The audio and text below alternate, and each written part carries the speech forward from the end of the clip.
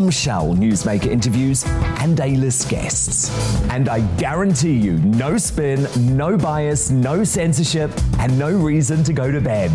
That's Dan Wootton Tonight, Monday to Thursdays from 9 on GB News. Hello there, I'm Eamon Holmes. And I'm Isabel Webster. And we hope you can join us for Breakfast with Eamon and Isabel. You make me laugh out loud, belly laugh. Is that important first thing in the morning? Yeah, absolutely. And there's me trying to be deadly serious. News is a serious business. Yeah, I have to rein you in sometimes. Well, it doesn't stop us laughing at it. It doesn't stop us having an opinion on what's going on. Yeah. And it certainly will not stop us reflecting what you think. Weekdays from 6 to 9:30 on GB News.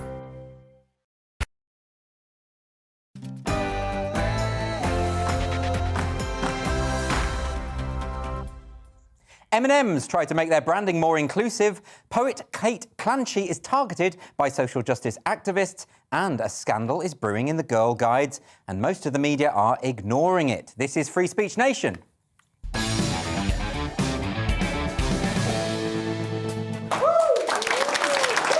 you very much. It's been another busy week for the culture warriors. They never rest, do they? They have the stamina, tenacity and moralistic fervour of a kind of reincarnated cyborg version of Mary Whitehouse. And they've reached the highest echelons of power now. So the government of British Columbia have put out a tweet encouraging pregnant people to get their booster shot. Pregnant people. Now, surely the most commonly used word is women. But, of course, that might be offensive to all those pregnant men out there, and seahorses, of course. Just to be sure, the government of British Columbia specified that applicants could self-identify as pregnant. So, apparently, we can now just imagine that we're pregnant and everyone else has to go along with it. It reminds me a bit of this article. You might remember this one. My 15-year-old transgender son is going through menopause and I'm so proud of him. This is what progress looks like. I'm just not convinced that we should be treating people's private fantasies as though they are real life. I was saying this to my imaginary wife the other day. And she agreed. Like, she always agrees with me. That's the advantage of having imaginary wives. They're very good for the ego. Of course, this tweet from the government of British Columbia is just the latest of a never-ending onslaught against the word woman.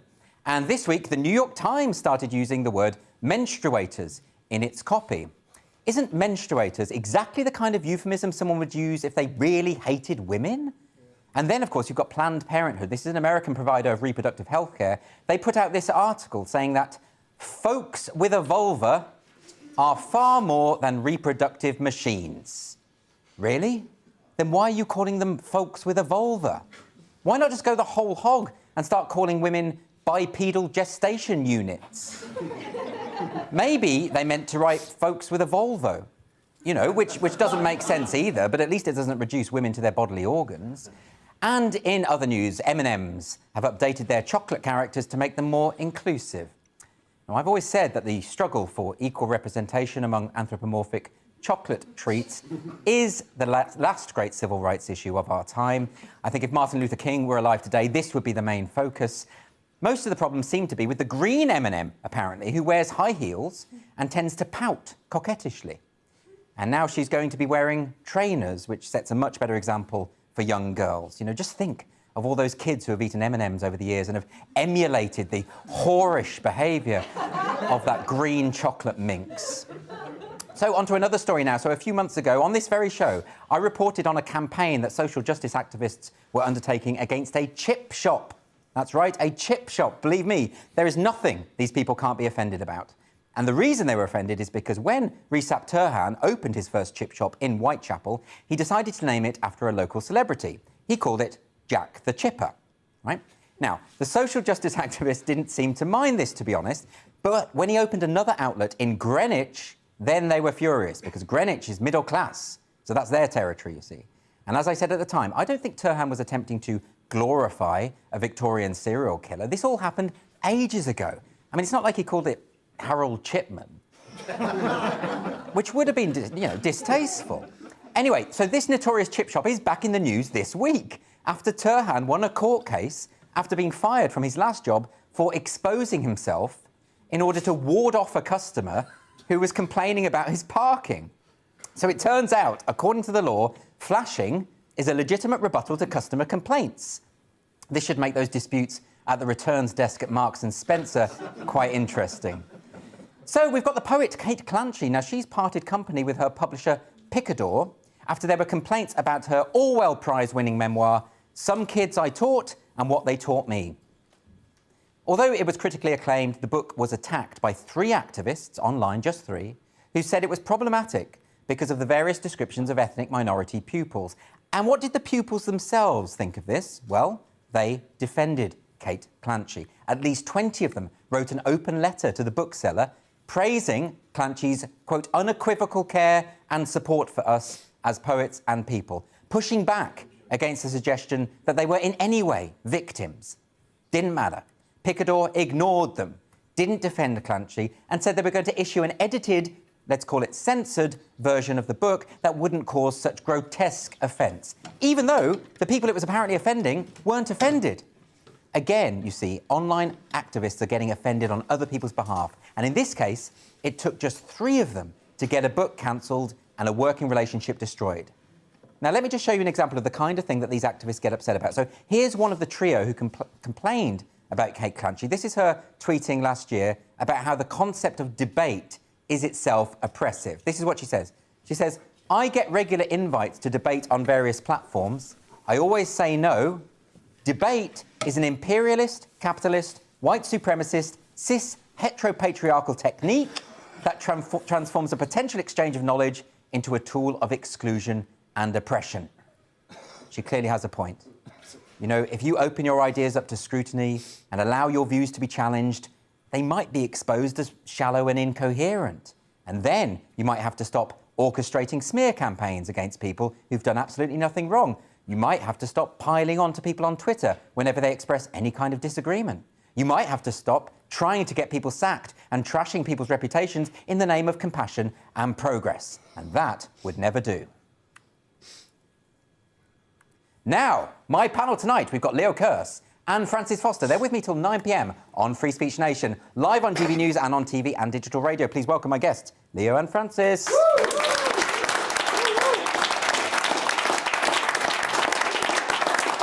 What the people at home don't know is that Francis was late and had to creep in during my monologue, which completely distracted me and completely messed up my timing. But don't you worry about it. Well, that's because I think time is a heteronormative... It is. Exactly. And you're a comedian. You used to just rocking up whenever you fancy it, aren't you? Anyway, thank you for coming anyway. You're a bit high on that chair, by the way. It's making me feel quite intimidated. These chairs are adjustable, so do you want to make yourself a bit... I'll do it on a minute. There we go. Much better. Much better. Now he looks like a hobbit. That's what I like.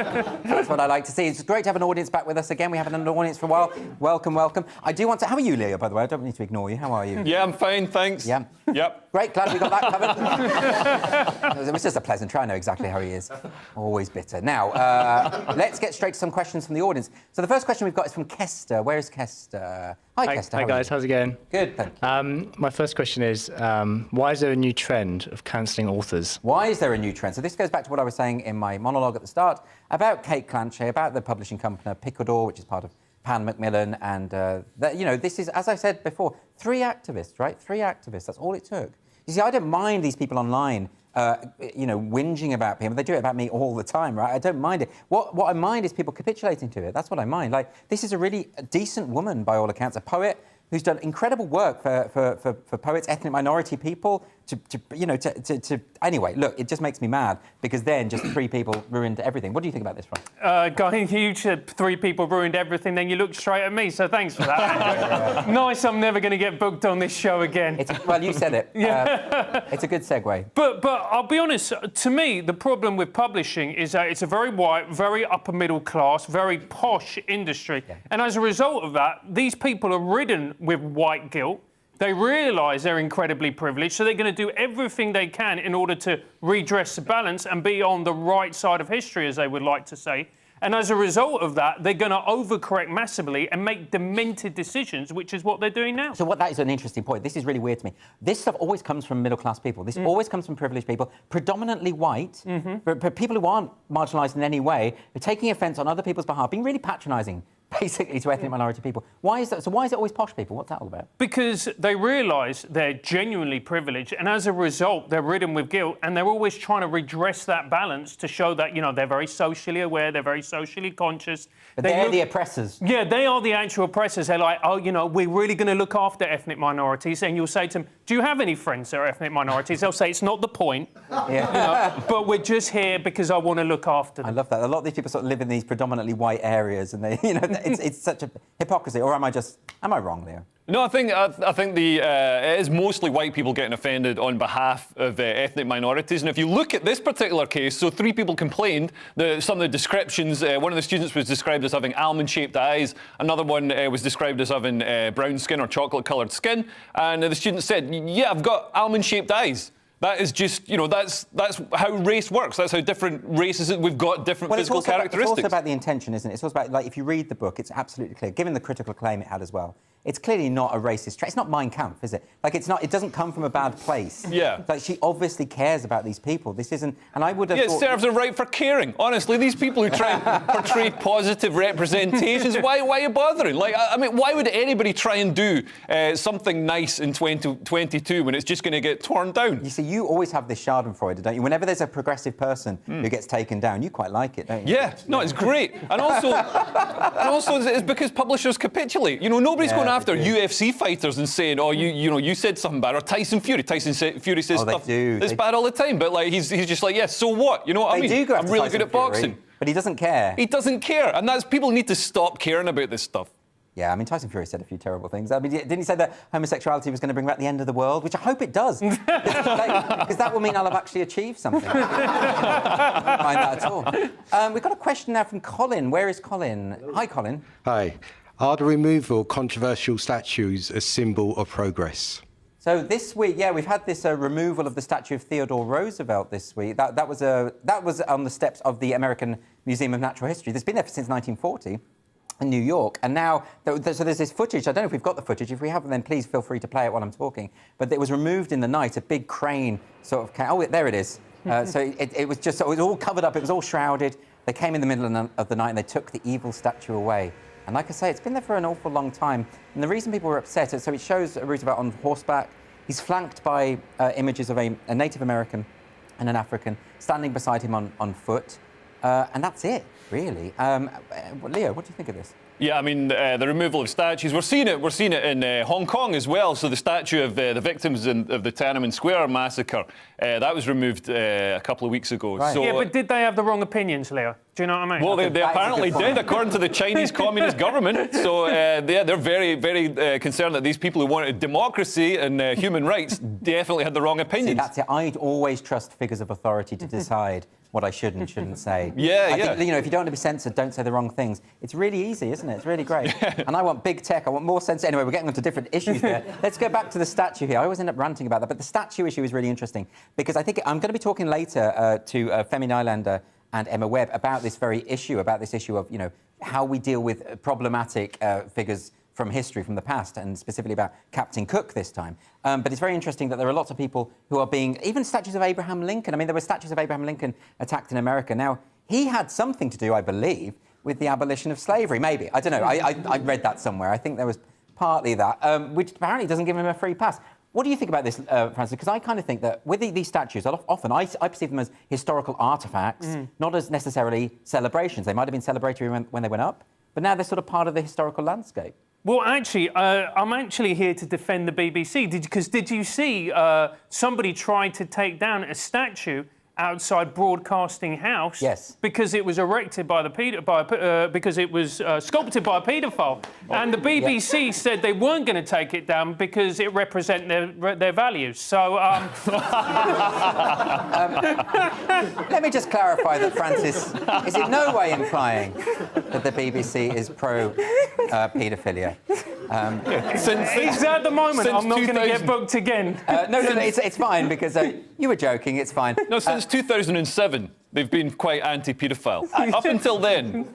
They're going to get me sacked. Look, listen, I will explain the story here. I'll explain the story because I can do it in a sort of Ofcom friendly way. So the story was basically Eric Gill, who's the sculptor, who made this statue from The Tempest, you know, the Shakespeare play of Ariel and Prospero. And Prospero is a big wizard-type character, and Ariel is a sprite. OK, so that's my Shakespeare PhD comes in handy sometimes, which is true, by the way. I'm not joking. Anyway, so there's this statue outside of a broadcasting house, and a guy gets a ladder, climbs it, starts hitting with a hammer. He's not doing a very good job because he doesn't have a chisel with him, so it's really ineffective. Stands up there for 4 hours while the police are just watching, thinking, oh, should we do something about this? It's really interesting. And Eric Gill was not a nice individual. Eric Gill, by his own admission in his diaries, molested his daughters, molested the family dog. This isn't a good person. The statue, however, is a rather wonderful work of art. And my argument with this is that the statue didn't actually do anything. The artist did. And destroying the statue doesn't really address the problem. I would like to see him, if he were alive today, in court, taken down for his crimes. The attacks on the work, if you do this to works of art, then we're kind of stuck because we're going to lose most great art. Well, it will go. By that rationale, would you like to see reruns of Jim Will Fix It? Jim Will Fix It is not art. Right. I'm going to stick my neck out. I'm talking about things like the statue of Perseus by Cellini in the Piazza Signoria in Florence. I'm not talking about some guy in a tracksuit jingling jewellery. They're not comparable, right? Okay, and I'd say Eric Gill, likewise, is an important artist within the history. So it's a different thing, right? Oh, do you agree? No? No, well, you didn't see the episode where he made people's dreams come true, Andrew. OK, right. Can I just say, Francis, you started by making some very questionable comments about the BBC. Now you're defending Jimmy Savile. I think what we need to do is move on, and let's forget any of this ever happened. Let's go to a question from Steve. Where's Steve? Hi, Andrew. Hi. So my question is, if I was to join Tinder as someone over the age of 30, would it be fair that I would be charged 48% more than a 20-year-old joining? Yeah, this is interesting. I don't know if you know about this. So Tinder, so apparently they have been charging people more if they're older. They're charging people over 30 up to 48% more for its premium service. This was an investigation that revealed this. Over 50s are charged even more, and Which magazine said its findings suggest possible discrimination and a potential breach of UK law by the popular dating app.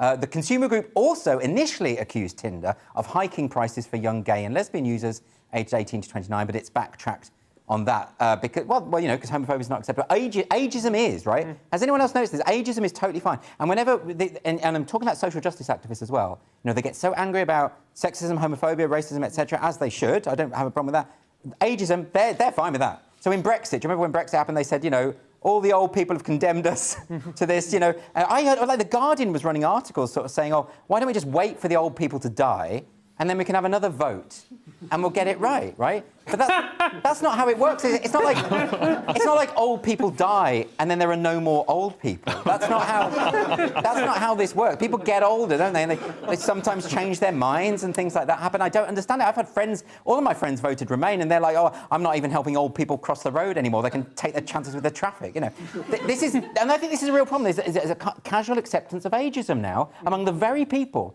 who think that every other immutable characteristic must be protected. What's that about? Well, look, I'm in favour of Tinder charging them more because they took advantage of the housing market. So, do you know what I mean? Are you just here to be contrarian? I don't think people aged 31 are responsible for the housing market.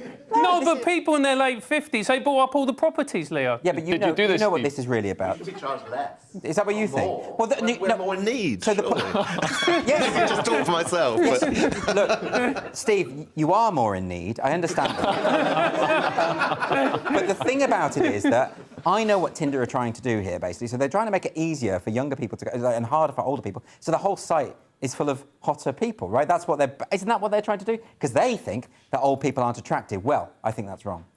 What do you think? Thank you, Looking yes, at quite right. I'm just flirting with you at this point. Yeah, nightclubs do this as well. They charge, it's ages since I've been to one, but you get charged more, and you get charged more if you're a man as well. Sometimes sometimes they allow women in for free, and men have to pay. That can't be legal. And sometimes, if you're too old, you don't even get to go in at all. Is this real? And don't get me started on creches. Yeah, I know. Yeah. Wait, because when you applied, they wouldn't let you in. Yeah, I turned up in my nappy, sucking my thumb, and they were like, and I was like, I identify. I mean, political correctness gone mad. Yeah, hasn't it?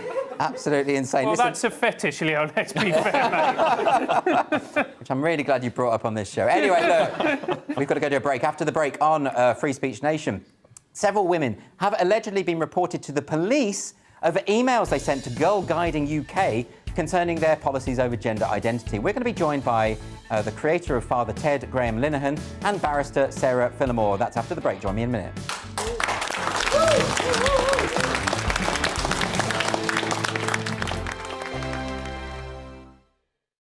Hello there, I'm Eamon. And I'm Isabel. And you're watching the GB News digital stream across the United Kingdom. And around the world. If you're here in the UK, you can also watch us on your TV screen. GB News is Freeview channel 236. On Sky, we're channel 515. 626 on Virgin Media. Just remember, you might need to retune your TV to watch the channel. Yeah, and if you are doing that, find out more about retuning by going to gbnews.uk.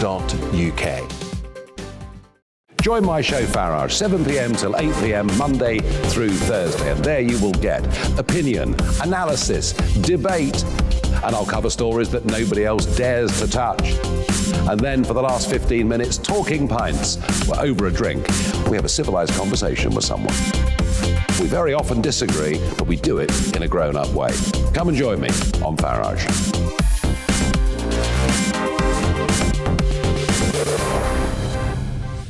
I'm Dan Wootton. Join me Monday to Thursday from 9 to 11 for the feistiest and most fun news debate on TV, where free speech reigns. I'll bring you a sharp take on the day's biggest stories, bombshell newsmaker interviews, and A-list guests. And I guarantee you, no spin, no bias, no censorship, and no reason to go to bed. That's Dan Wootton tonight, Monday to Thursdays from 9 on GB News. Hello there, I'm Eamon Holmes. And I'm Isabel Webster. And we hope you can join us for Breakfast with Eamon. And Isabel. You make me laugh out loud, belly laugh. Is that important first thing in the morning? Yeah, absolutely. And there's me trying to be deadly serious. News is a serious business. Yeah, I have to rein you in sometimes. Well, it doesn't stop us laughing at it. It doesn't stop us having an opinion on what's going on. Yeah. And it certainly will not stop us reflecting what you think. Weekdays from 6 to 9:30 on GB News.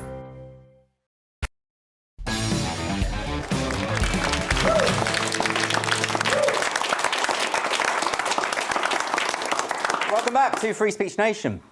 Several women have allegedly been reported to police over emails they sent to the Girl Guides Association concerning their policies over gender identity.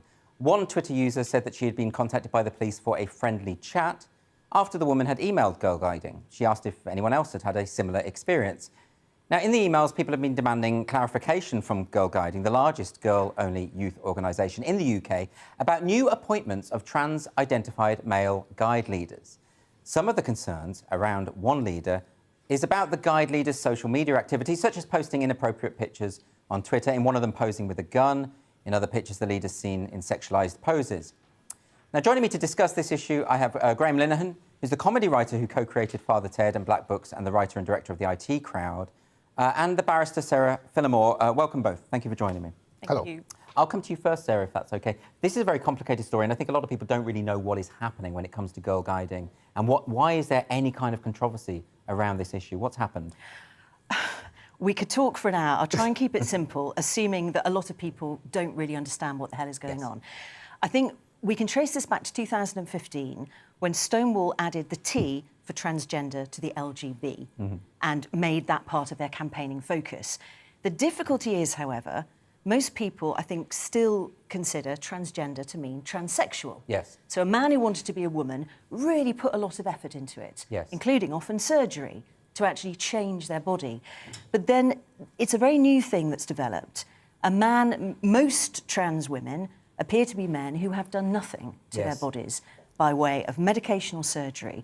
They have simply declared themselves to be women, and the expectation seems to be that they will be treated as such. And this is gender self-identity. So you say I'm a woman, and then people treat you as such. It's the sleight of hand that has swapped sex for gender. Yes. And you could go back even further to the Gender Recognition Act, which actually muddles up sex and gender in the same section. Yes. And apparently that was done quite deliberately to pave the way for this kind of confusion. But obviously sex and gender are completely different. Yes, I think people are very confused because when you ask people about trans rights, most people say, yes, of course, we're for equal rights for trans people, and that people can identify however they please, and they can change sex if they want to change sex and go through that procedure. And that I think is muddying the water, because this isn't about that, is it? Could you explain why safeguarding is an issue on this? Well, that brings a slap up against safeguarding, because if you muddle up sex and gender identity, what happened was that the Girl Guides then said they were trans-inclusive, so they would welcome trans women. But if the trans women that they are welcoming don't have to make any changes at all to their male bodies, then you're effectively inviting men into a single-sex institution. And that's got implications, not just for safety, although clearly women are much more at risk of harm from men than men are from women. But it's also issues about dignity and providing a space for girls and women. So the two women who complained about that, I think, were just summarily chucked out of the organisation. Both took legal action. That's been rumbling on. And then it reared its head again with the activities of somebody, I think, very senior in the organisation, a guiding commissioner, who is a trans woman who I think has had breast surgery, so has some accoutrements of being a female, but remains a man and has published online pictures in bondage gear, fetish gear, brandishing guns. And one woman who wrote to say, I'm a bit concerned about this, found her letter forwarded to the police, and she was interviewed under caution.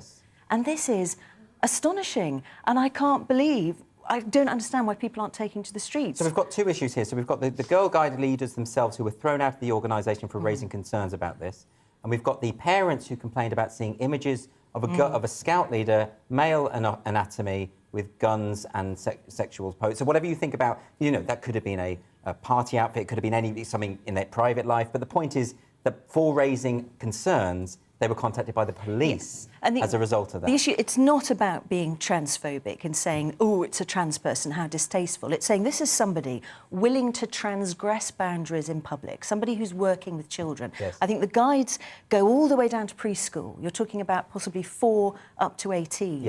Willing to put that stuff out online. I assume that's part of the thrill of it. But people who were rightly saying, this is a bit concerning, found themselves accused of hate. So that's the background. So, Graham, I want to bring you in here. Now, a lot of people will be thinking, why are you involved in this? You're a comedy writer, and yet you've written an awful lot about this. You really seem to be in the middle of this ongoing debate and have been for a while. How did this happen? Well, I really would rather not be in it. But the problem is that the problem is with a phrase like trans women are women, which is a lie. It basically saying men are women, because as Sarah points out, the vast majority of people who have a trans identity have not done any meaningful transition. So you're actually saying that if someone says, I'm a woman, they can be allowed into Girl Guides, they can bring girls on overnight stays and things like this, and they will not be questioned. And what's extraordinary about it is that Girl Guiding's safeguarding procedures are actually very robust. Until you get to this. Their safeguarding procedures, they don't just soften when it's a trans woman, they disappear. So they're literally saying that everyone who says, not does any kind of transition or anything like that, anyone who says, I'm a trans woman, will automatically be considered as a woman and will be considered not a safeguarding risk. So when organisations like that are not doing their job, and not protecting children, then unfortunately, it's, I find I have to say... well, of course, but some people would counter that and say, well, look, are you trying to say that trans people are predators? That there's... No, the problem is, one of the basic rules of safeguarding, and something we saw with the Catholic Church in Ireland and in Boston and in places like that, is that if you create a sacred class, a class that cannot be questioned, a class that is absolutely considered, holy, which is how the left now consider anyone with a trans identity, then predators will identify into that class.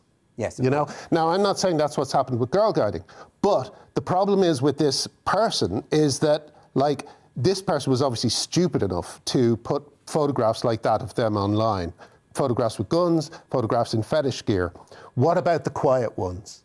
What about the ones who are smart enough not to publicise what's going on? I sometimes think, do people not understand how safeguarding works? Insofar as I used to be a teacher, I had to go through checks and think, I didn't assume that meant they were accusing me of having paedophilic tendencies or anything like that. They check everyone because of the few who might exploit the system. That's the same here, isn't it? The argument, you are saying this about all trans people, even though we are constantly having to say, no, we're not saying this about trans people. That is one of the ways they use to just escape scrutiny. Yes. And one of the things about this movement on the whole is that they every time it is exposed to any kind of scrutiny, for instance, most famously, I guess, is in the courts. As soon as the courts test these theories, they fall apart. Yeah. Because everybody, you know, thankfully, the judges haven't been completely captured, even though there is a guidebook for judges that tells judges that if a rape victim, you know, if a accused rapist is identified as a woman, they must be addressed as she. Even by the victim? Even by, well, no, they've changed that. Right. But here's the thing. Imagine you're a woman who's been assaulted. Yes. And your assaulter is in the courtroom, and everyone is calling this person she. What will that do to you? Sarah, can I bring you in on that? Yeah, I was just about to interject, because that has actually been changed after outcry and protest. Yes. And there's now a bit in the Equal Treatment Bench Book to say you've got to be mindful of the victim's experiences, because asking a victim of rape by a male body with a penis to refer to that attacker as she is disconcerting, to say the least.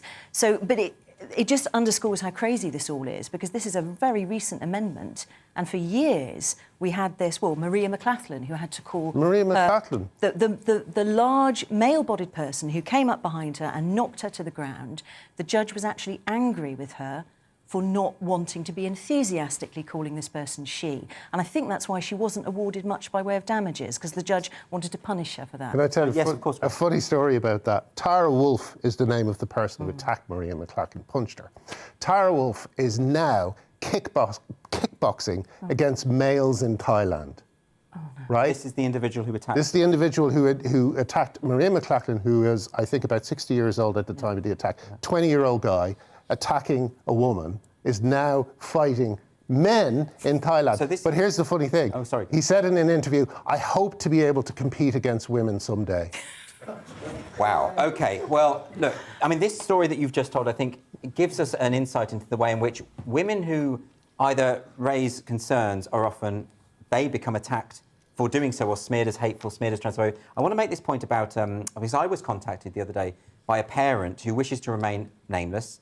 She's a teacher. She has a daughter in the Girl Guides and was concerned about what she described as a biological male who posted sexual content on social media being in a position of trust in girl guiding. And those are the images we saw earlier. And she'd emailed her concerns to Girl Guiding UK, was reported to the police, she doesn't know by whom. An officer from Merseyside Police apparently called on her home on January the 7th. She was invited to interview under caution at the police station to discuss an investigation under the Malicious Communications Act. She was told that this meeting was voluntary, but she could be arrested if she refused to go through with it. So she went to the interview with the solicitor, and she says that she was aware that the hate crime guidance in this country stipulates that no evidence of the hate element is required. It's just about perception of the victim, which is what they call complainants now. And she said to the officer specifically, would they investigate anyone that anybody reported in this way? And she was told, yes, they would. Sarah, can I ask you, as a barrister, is this lawful? No. It's clearly unlawful, and what's really, really frightening is we've just had a Court of Appeal decision to confirm that it is unlawful. Now, I didn't expect the police to embrace this with enthusiasm, but I certainly didn't expect them to double down. So can I ask you, because there's been lots of reports on Twitter, and it's anecdotal reports about people being contacted by police simply for raising concerns about people in girl guiding. I've seen the email, I believe, of the person that you're talking about, and that made me so angry, I took to Twitter myself. I wrote a short email to Girl Guiding and said, I've also got concerns. My local police force is Wiltshire. I'd really like to know whether you or they think I've done anything criminal in raising these concerns. Because people need to start getting angry. These are fundamental human rights that we are letting slip away. Our police appear to be out of control. There's a Court of Appeal ruling on the 20th of December confirming what Harry Miller always said, the hate crimes guidance was unlawful because it was a disproportionate attack on our Article 10 rights. What this woman has done, I've read the email, there is nothing insulting or abusive. She doesn't even misgender the person. She simply says, I am concerned. Now, she may be completely wrong to be concerned, but the response of any respectable organisation should be, we hear you, we take it seriously, we'll investigate. Oh, no, actually, we don't agree with you. And I was just chatting with Graham outside. We've come full circle. I was piqued. I became an activist after what the NSPCC did back in 2019, when an employee of theirs, dressed in some sort of rubber fetish gear, masturbated at work, filmed it, and provided a link to the video on his LinkedIn profile. And various incredible people the things that you're only finding out about now. Concern that this was happening in the offices of a children's charity. The NSPCC, I think they had 70,000 followers, tweeted, anyone who comes at us with this homophobic nonsense, we will report you. So I wrote to them and I said, you can't do this. Please tell me that you're not going to behave like this or I will report you to the Charity Commission. They ignored me. So I reported them to the Charity Commission and I heard through the grapevine that there was a meeting between someone at the NSPCC and the Charity Commission. But you see, it's not just our rights being taken away, it's our ability to even recognise the problem and try and deal with it. So that's what piqued me all those years ago, and we're coming full circle and we're still talking about it. Why aren't people angry? So I'm baffled about it, because no one was saying these individuals can't, their private sex life is their own business. This is someone who's posting things, and he was actually engaging in sex acts in the office of the NSPCC. I'm not sure if he meant to link it to his LinkedIn profile, Maybe but not. that's how it was found. And of course, I was accused of homophobia and all sorts, and I said, look, people's sexual activities are their business, not mine. Whatever floats your boat, whatever consenting adults want to do in private is up to them. I am not a homophobe. I'm not a transphobe.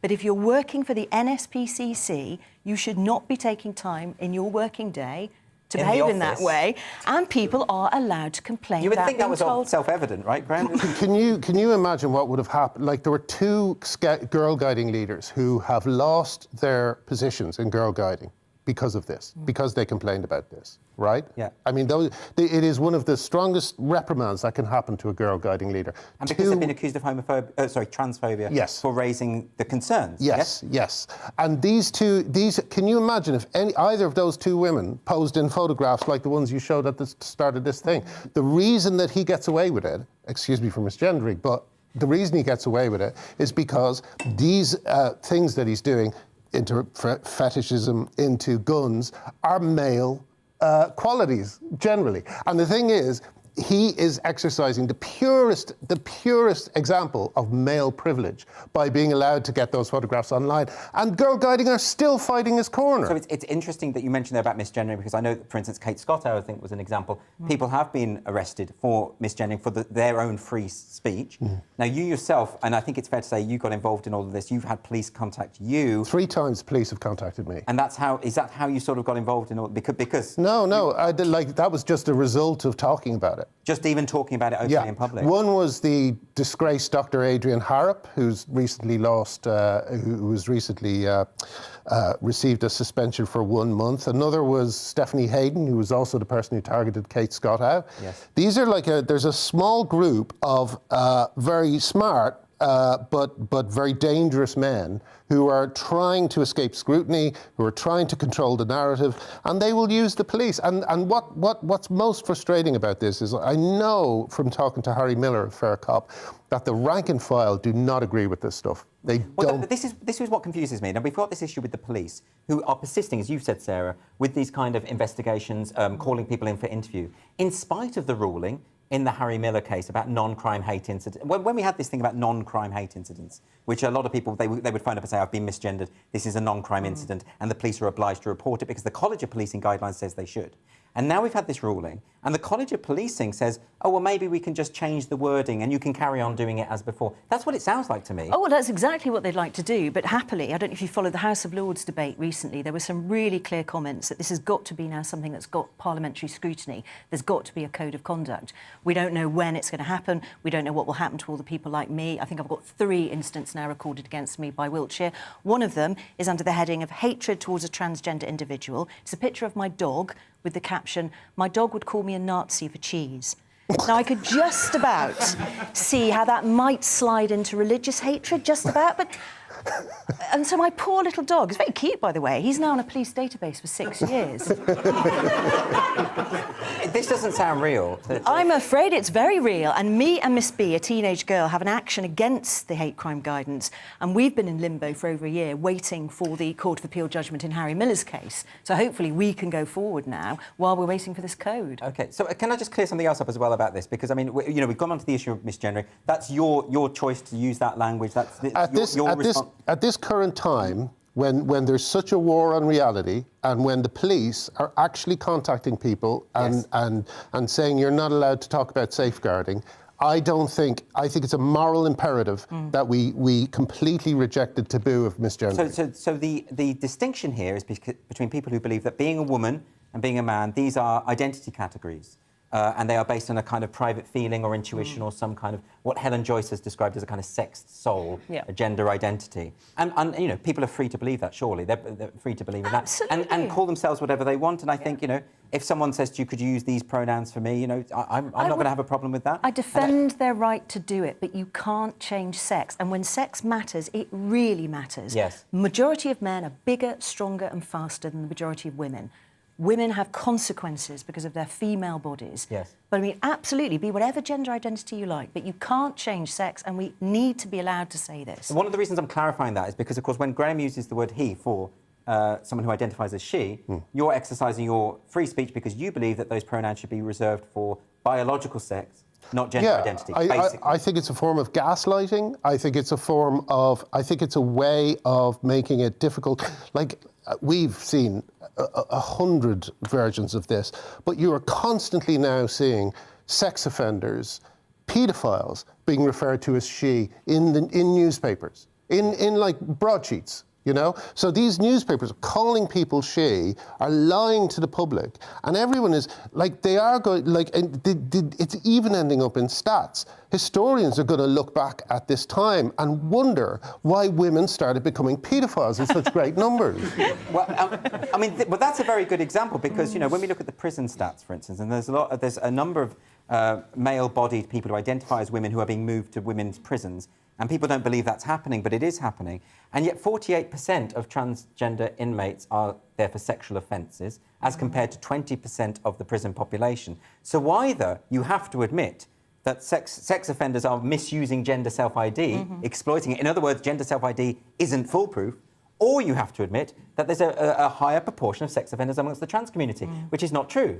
So clearly gender self-ID is something that can be exploited by abusers, surely. And on prisons, Kate Coleman told me that that over something like 60% of women in prison have had blunt force trauma to the head administered by a partner, right? Now, so these are the most vulnerable women. Now, I can't verify that statistic, I should just say. Kate Coleman knows her stuff. I promise. I 60%. I don't, but it's around that number. Okay. I'm just saying that. Blunt force trauma to the head. So these are a very, very vulnerable contingent of women. And apparently, the reason why self-ID was entered into prisons before anywhere else was because campaigners thought, no one cares about prisoners. We'll get that in, and then it'll act as a wedge issue. We'll be able to say, oh look, we've done it in prisons. We can now do it everywhere else. And it was specifically done because no one gives a damn about women in prison. So then, what do you say to people who come back at you and say, look, this is just all a smokescreen for the transphobia? You just want to erase trans people. You know. I've given up responding to those arguments because they're not serious arguments. You know, all I'll say is, you know, women in prison, women in rape crisis shelters. Like, we're talking about the police's attitude to this. The trans-identified male who is now in charge of Rape Crisis Scotland is like, they've no intention of getting rid of him. I have had 2 rape victims write to me and say they cannot use rape crisis services in Scotland because they're afraid they'll be called bigots if they ask for a female therapist. You know? Okay. Well, Sarah, just one final word for you. What do you think is the best way to move this along? Because I have continually attempted to bring people onto this show to defend gender self-ID, and never does someone agree to do it. I've asked representatives from Stonewall again and again, come on and let's hear that other side. And it feels like the debate is not possible. They can't say it out loud. No, so, debate isn't possible. The only thing I think that works is lawfare, although my faith in it has had a bit of a knock given that the police seem to be not just ignoring the Court of Appeal, but doubling down on their unlawful activities. But we have to take this to the courts. People have to be brave enough to speak out and actually say, I want recognition that what was done was wrong. I want my case to go to court. I don't think that Wiltshire Police should be focusing on me as some kind of hateful bigot. It's a picture of my dog. Remember, we, the British, wrote the European Convention of Human Rights. It's such a shocking stain on that really proud achievement that we have to sit here now in 2022 defending an absolute basic and fundamental right. Because if you don't have freedom of speech, you can't protect any of your other rights because you can't talk about them. Well, I think this is a very complicated and sensitive issue, and I appreciate you both coming on and giving your views. Ladies and gentlemen, please thank my guests.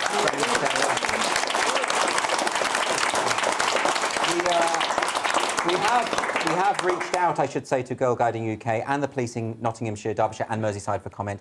Nottinghamshire police said they would not disclose any information in regards to any investigations. Derbyshire police said there was nothing on their system regarding the matter. Merseyside police were unable to provide us with a statement today. Up next on Free Speech Nation, we are live to Finland ahead of a trial of a former MP accused of hate speech after tweeting a quotation from the Bible. Join us in a minute.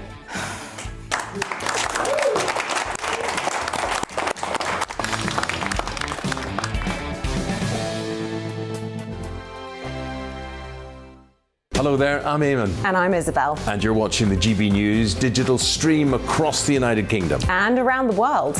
If you're here in the UK, you can also watch us on your TV screen. GB News is Freeview channel 236. On Sky, we're channel 515. 626 on Virgin Media. Just remember, you might need to retune your TV to watch the channel. Yeah, and if you are doing that, find out more about retuning by going to gbnews.uk. Join my show Farage, 7 p.m. till 8 p.m. Monday through Thursday. And there you will get opinion, analysis, debate, and I'll cover stories that nobody else dares to touch. And then for the last 15 minutes, talking pints. We're over a drink. We have a civilized conversation with someone. We very often disagree, but we do it in a grown-up way. Come and join me on Farage.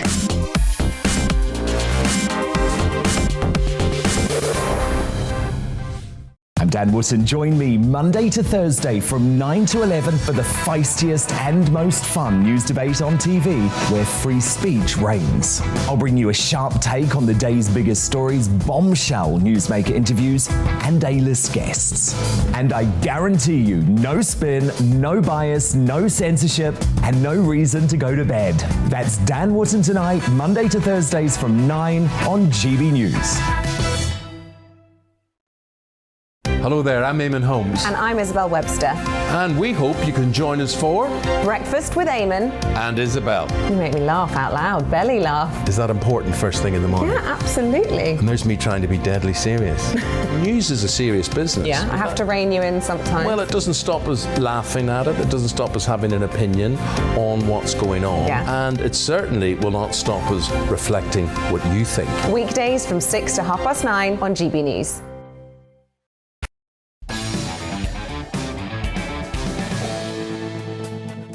Welcome back to Free Speech Nation. Later in the show, I'm going to be turning agony uncle with the help of my panel, Leo Kearse and Francis Foster, to help you deal with your unfiltered dilemmas. So just email us at gbviews@gbnews.uk. We are going to endeavour to answer all of your issues. A former government minister facing jail after tweeting a Bible verse says her trial, which starts tomorrow, will be a test of religious freedom.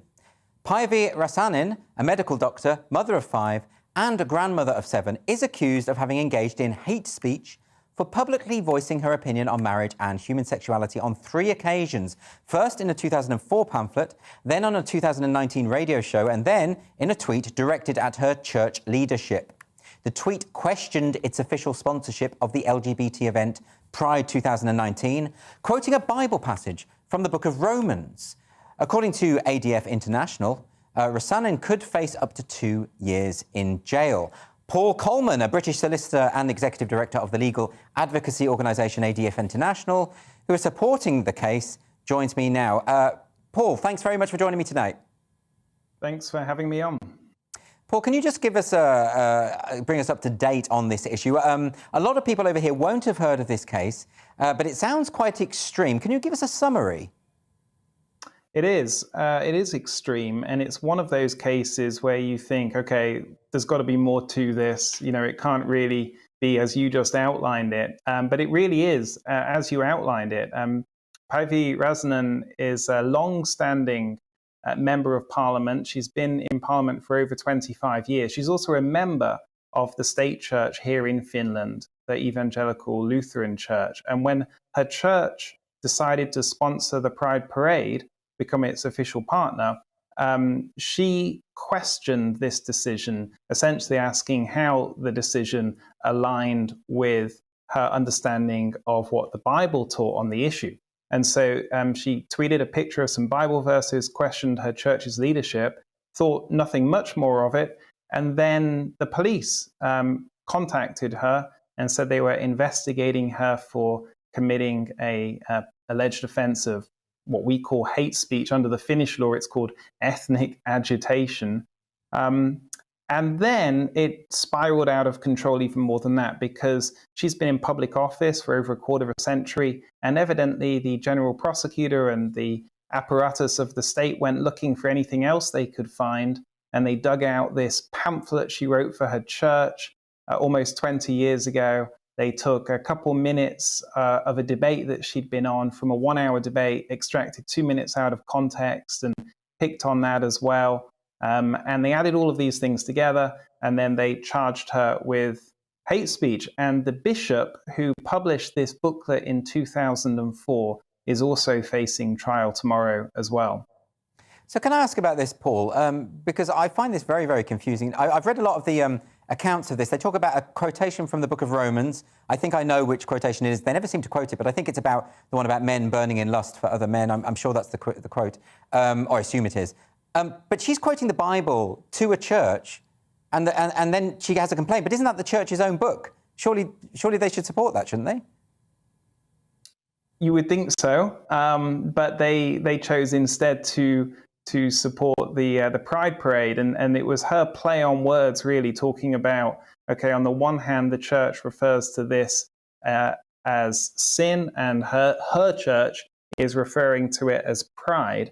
And it was that sort of play on words that led to this investigation. What's interesting is the police have been investigating this for over 2 years now. It began in the summer of 2019. So she's been to the police station on numerous occasions. She's been interrogated for hours, and the police themselves have then been asking her about her theological beliefs. What do you think the Apostle Paul meant by these words? What do you think the book of Genesis means? And so she's actually been in the police station interrogated about her theology. I mean, I'm absolutely baffled by this. You know, I'm a gay Catholic myself. There's a lot of us, plenty in the clergy, as it happens. But, you know, this idea that the Bible in of itself is a hate text, according to the... You know, I am fully aware of what the Catechism says. I'm fully aware of what the Catholic Church doctrine on this matter is.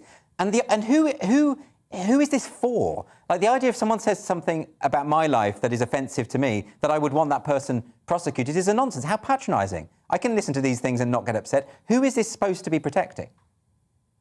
Well, indeed. And one of the crazy things about so many of these sort of hate speech laws and cases is there aren't any victims here. So her tweet, it didn't even violate Twitter's own policies, which, as you know, are pretty broad.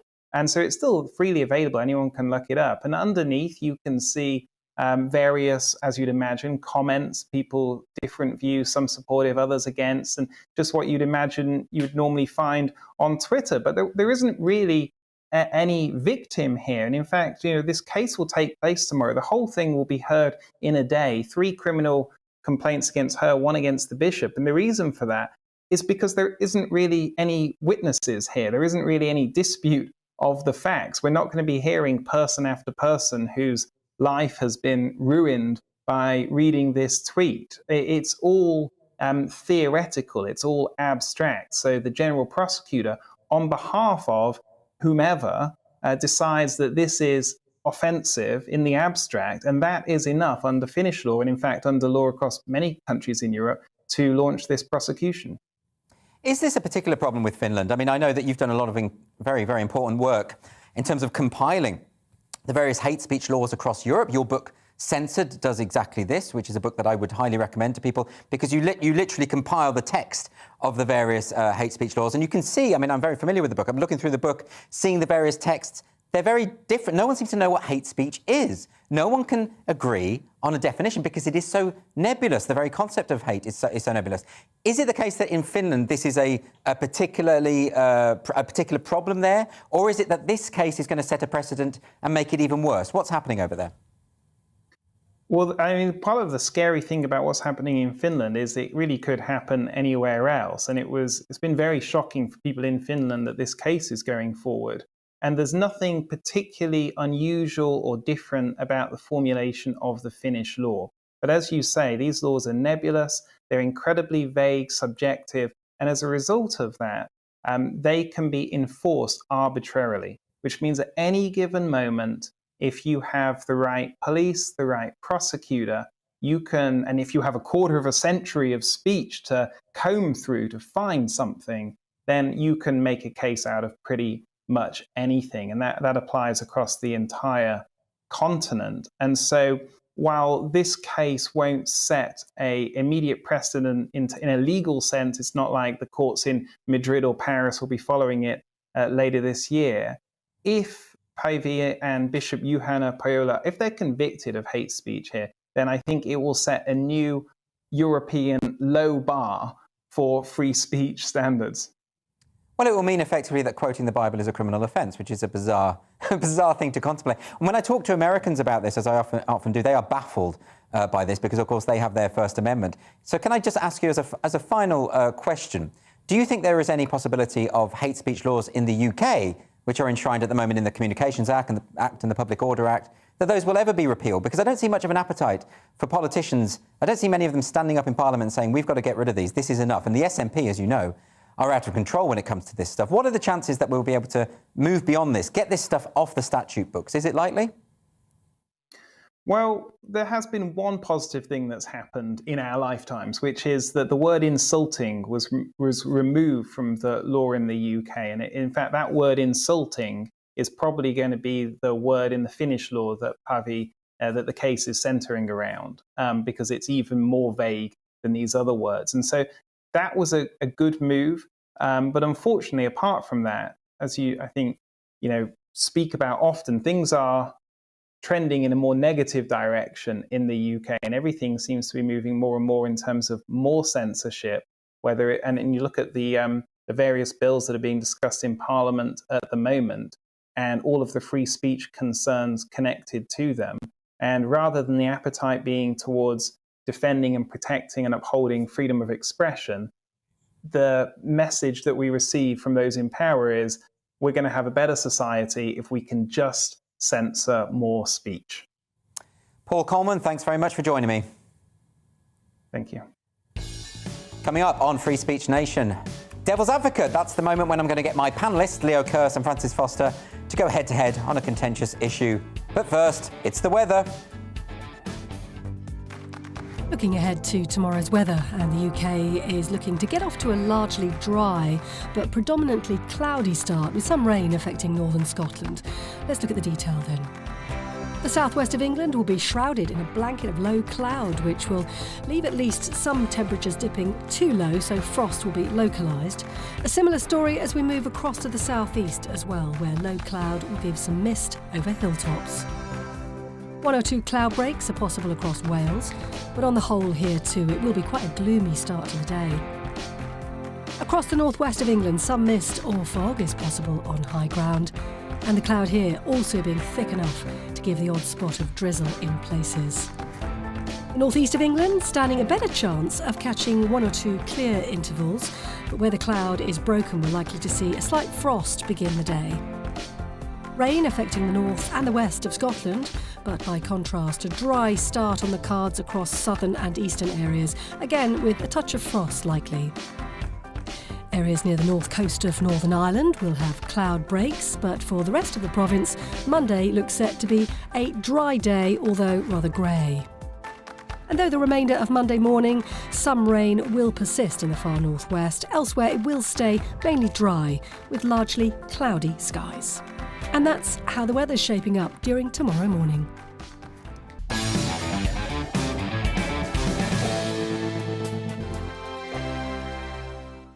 Hello there, I'm Eamon. And I'm Isabel. And you're watching the GB News digital stream across the United Kingdom. And around the world. If you're here in the UK, you can also watch us on your TV screen. GB News is Freeview channel 236. On Sky, we're channel 515. 626 on Virgin Media. Just remember, you might need to retune your TV to watch the channel. Yeah, and if you are doing that, find out more about retuning by going to gbnews.uk.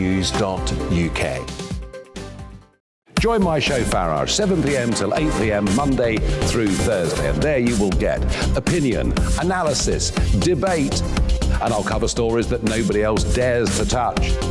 And then for the last 15 minutes, talking pints. We're over a drink. We have a civilised conversation with someone. We very often disagree, but we do it in a grown-up way. Come and join me on Farage.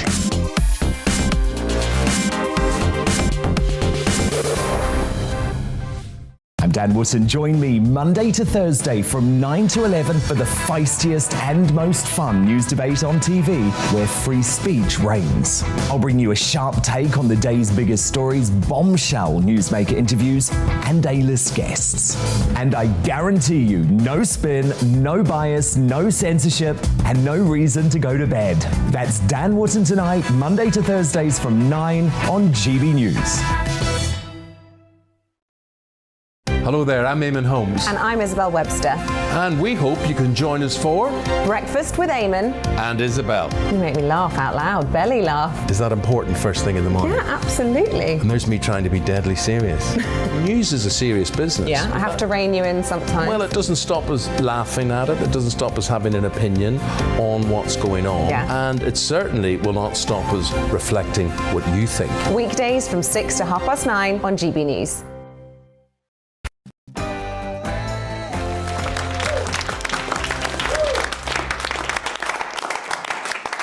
It's 8 p.m. Welcome to Free Speech Nation. If you haven't joined us before, this is the part of the show which is called Devil's Advocate. This is where my panellists attempt to juggle a few hot potatoes of the day. This week, supporters of Hillary Clinton suggested that she will run for office again in 2024. Our big question, who would win round two? Now, I, for one, really want to see Clinton versus Trump part two. I think this is an absolutely hilarious idea, and I am praying that it happens. But I want to see what my panellists are going to make of this. So first up, arguing the case for Hillary Clinton, Francis Foster. Thank you. Thank you. Now, if you believe internet rumours, Hillary is a lizard, and I'm here to say that I am pro-lizard. I think, look around, they've done all right, haven't they, the lizards? You know, what's wrong with it? We've got, you know, that's the status quo. It's not so bad. Admittedly, her husband was, you know, involved apparently in Epstein's Island and likes women of the younger variation. But look, nobody's perfect, are they? Do you know what I mean? We've all got our weaknesses. So what I'm saying is, like, you know, some people drink, some people smoke, you know, and Bill just likes what he likes. And I think we should stop being so judgmental. He's a minority, and we should, you know, we should get on board the train. OK, I'm just going to emphasise at this point that Francis speaks only for himself, not for the channel, and also the laughter in the audience would imply that he wasn't being serious. Now we got arguing the toss for Donald Trump. This isn't something you hear every day. It's Leo Kearse, everyone.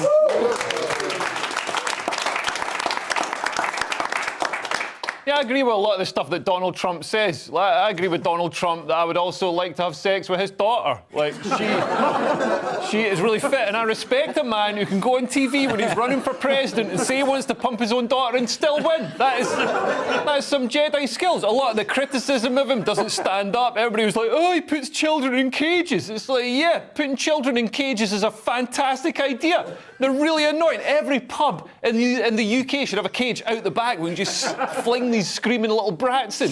Nobody's going to knock over our Jenga. Like other stuff people said about him. They said, oh, he's bad, he wants to build a wall. You know what I mean? Like, have you been to that wall? I've seen that wall. It doesn't go the whole way across the border. He's not stopping immigration. He's just making sure America gets the most motivated immigrants, which is a good idea for the economy and for the Olympic teams. People said, oh, he's bad, he had sex with a porn star. I said, yeah, he had sex with a porn star. He lasted about 20 seconds, rolled off, and ordered fried chicken. Man, this guy's an inspiration. And people said he can't cut a deal. He totally can cut a deal. Francis touched on it. You know the deal that Donald Trump cut with the porn star that he had sex with. Bear in mind she's a porn star, so she's hot. He paid her, I think it was $135,000. Bill Clinton had sex with Paula. What was her name? I don't want to say. Is it Paula Jones? Monica Lewinsky. No, there was another one, Paula Jones, I think it was, and he ended up paying her $850,000, and she wasn't even hot or a porn star. So Donald Trump is much better at making deals. So yeah, that's why. I just loved the bit when Hillary Clinton was standing underneath that glass ceiling, and we're all just thinking we're just going to get nagged about recycling for the next 4 years, and Donald Trump came in and took that away. And yeah, I hope he does it again. Leo Kurz, everyone. So, listen. Oh, goodness me. Right, now, normally we do like a round of applause to who won, but I'm a bit nervous to do that. So let's just crack on. So, I want to hear more from our lovely audience anyway. So we've got a question here from Nigel. Where's Nigel? I'm here. Hi, Nigel. How are you? Hi, I'm good. Yourself? Oh, mediocre. Let's have your question. My question is, I think you know what it's about. Should cartoon sweets be left out of cancel culture? Should cartoon sweets be left out of cancel culture? So this, of course, refers to the iconic M&M characters, their recent makeover, which I alluded to earlier. Mars has said the rebranded characters will help them fit in with a more dynamic, progressive world. And the biggest changes appear to be with the two female M&Ms, the green and the brown M&Ms. There's been criticism in the past that the green M&M is too sexy. I always thought that. And either pushing a rivalry or a possible flirtation with the brown M&M. They were worried about lesbian connotations within the M&M community. Anyway, so here is a before and after of the well-known green M&M. So that's the green M&M as she was, criticised being sexualised. Yeah, pretty hot, OK. And then this is the new M&M. And you wouldn't, would you? So you can see what they've done there, and I think that's an interesting, important thing to do. So she's got sneakers, in other words, instead of. Oh, we've got the brown one as well. Let's have a look at the before and after the brown. So this is the brown M&M. Will no longer go by the name Ms. Brown to emphasise personality rather than gender, and will now wear a more professional heel. So mostly it would seem that this is just about changing their shoes, isn't it? It's really a footwear-based initiative. Anyway, our production teams have found proof that M&Ms can be a bit naughty, right? Let's have a look at this.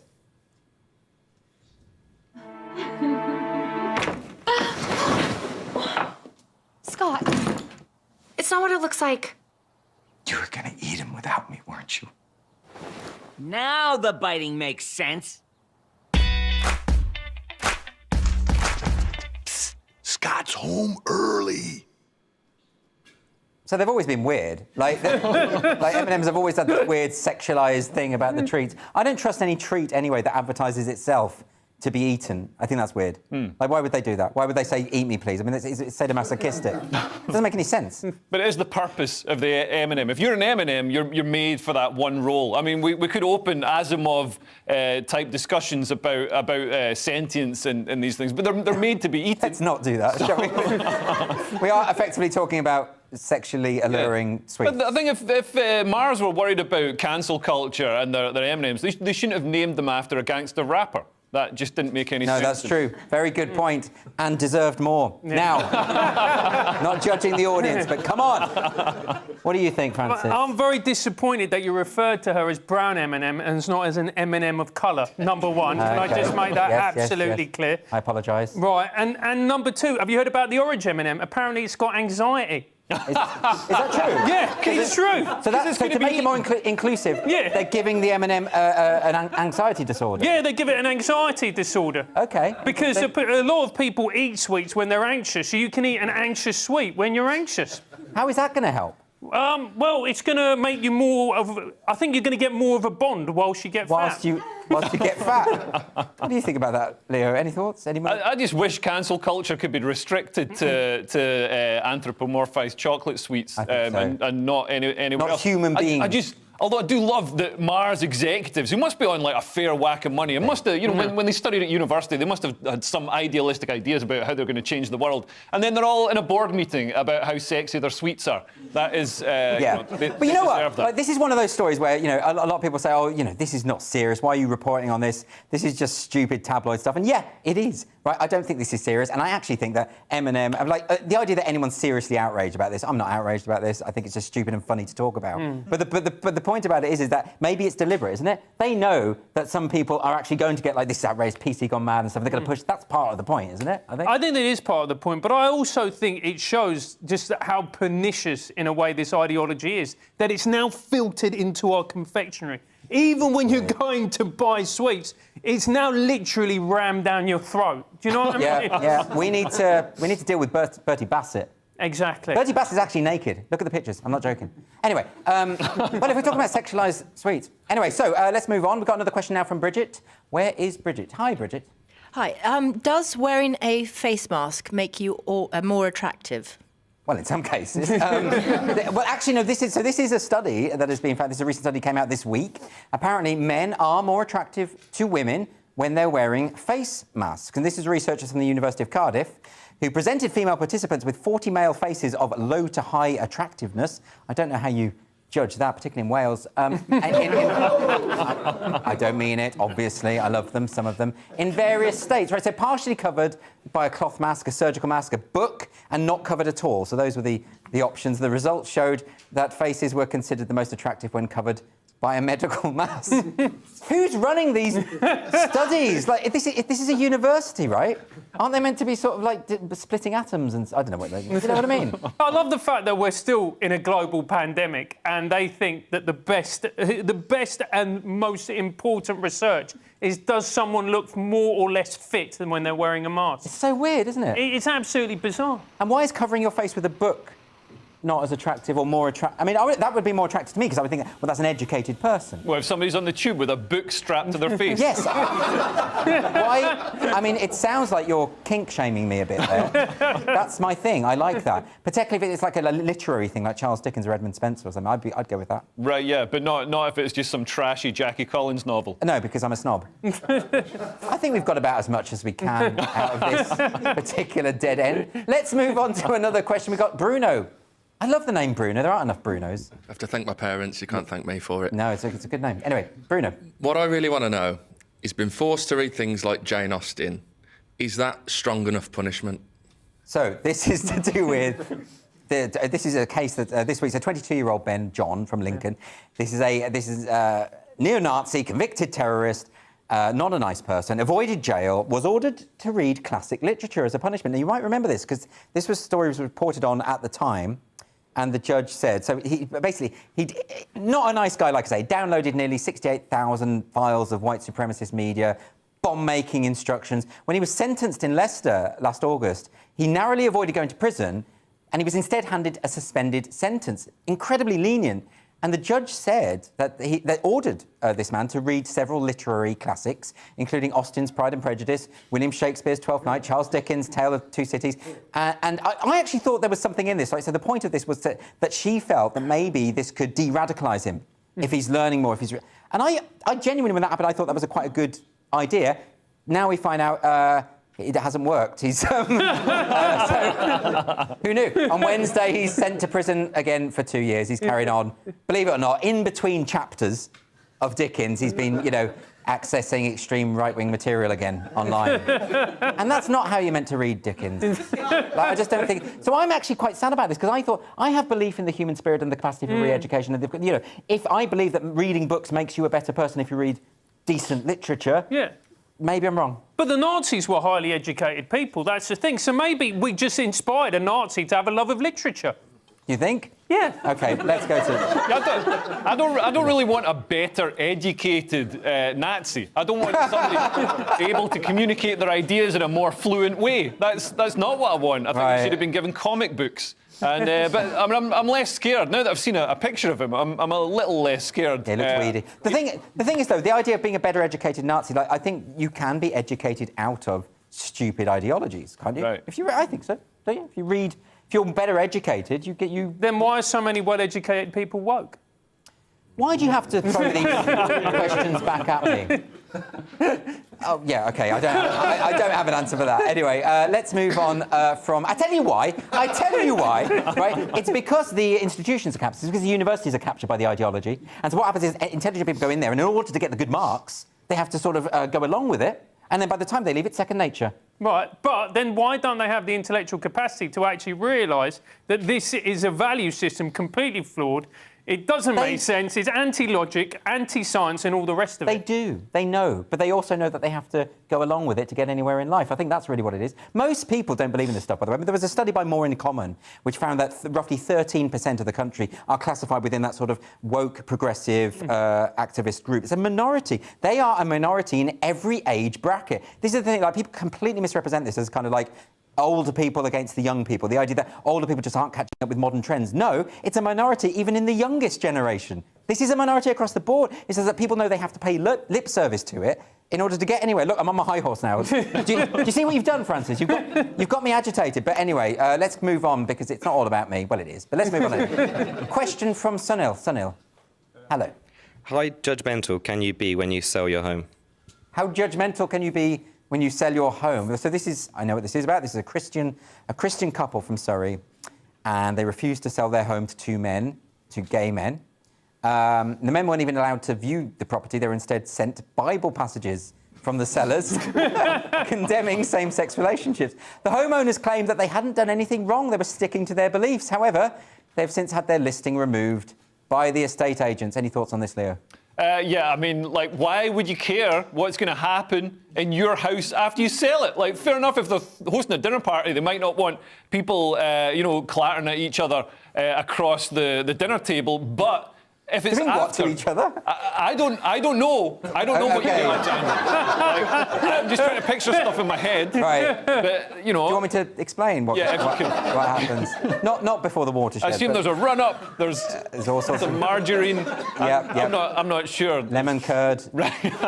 Let's not go into it. Anyway, this is the weird thing about this, is like they almost have invested their house with a kind of spiritual quality, and the idea that some future occupant might do something that is against their beliefs, or they would perceive to be depraved. I would consider it a lot of fun. What do you think? I like that you turned around and just looked at me when you said that. Of course, got to bring you in when it comes to the sort of homosexual element. Absolutely, I do have a drama degree, Andrew. I knew it. But this is the thing that I never get in my head is why particularly religious types so obsessed with gay people. I think, look, if you're that obsessed with gay people, I think it's maybe because you're a little bit gay. No, come on. Yeah, I think if it gets you that angry... Francis, are you suggesting that religious people who are led by men who dress up in frocks and abstain from sexuality and, have all these weird rules and strictures that they and preach to each other and confess to each other in little boxes, are you suggesting they might not be, completely sexually straight? Yeah, it's what I'm saying. That is exactly what I'm saying. Okay. And those people aren't gay, they're paedophiles. There's a complete difference around that, Leo. You two have such a low opinion of religious people generally. Actually, I would say that most religious people that I know don't have a problem with homosexuality at all. It's just short. But while we're on the subject, God did create Adam and Eve, not Adam and Steve. I'm just going to put that out there. And because it rhymes, it's true. And it sounds a lot more authentic in my voice, Andrew. It's authentic and persuasive. Hey, Adam and Eve, not Adam and Steve. Yeah, that's better. When I do it, I sounded even more sort of camp in a way, didn't I? Anyway, let's move on from theology, because I think we're doing a disservice. Anyway, we're going to have a break. So after the break on Free Speech Nation, we will be debating whether Captain Cook ought to be cancelled. See you then.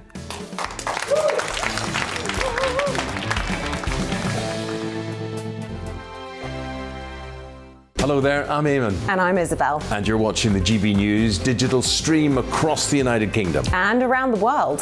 If you're here in the UK, you can also watch us on your TV screen. GB News is Freeview channel 236. On Sky, we're channel 515. 626 on Virgin Media. Just remember, you might need to retune your TV to watch the channel. Yeah, and if you are doing that, find out more about retuning by going to gbnews.uk. Join my show Farage, 7 p.m. till 8 p.m. Monday through Thursday, and there you will get opinion, analysis, debate, and I'll cover stories that nobody else dares to touch. And then for the last 15 minutes, talking pints. We're over a drink. We have a civilized conversation with someone. We very often disagree, but we do it in a grown-up way. Come and join me on Farage.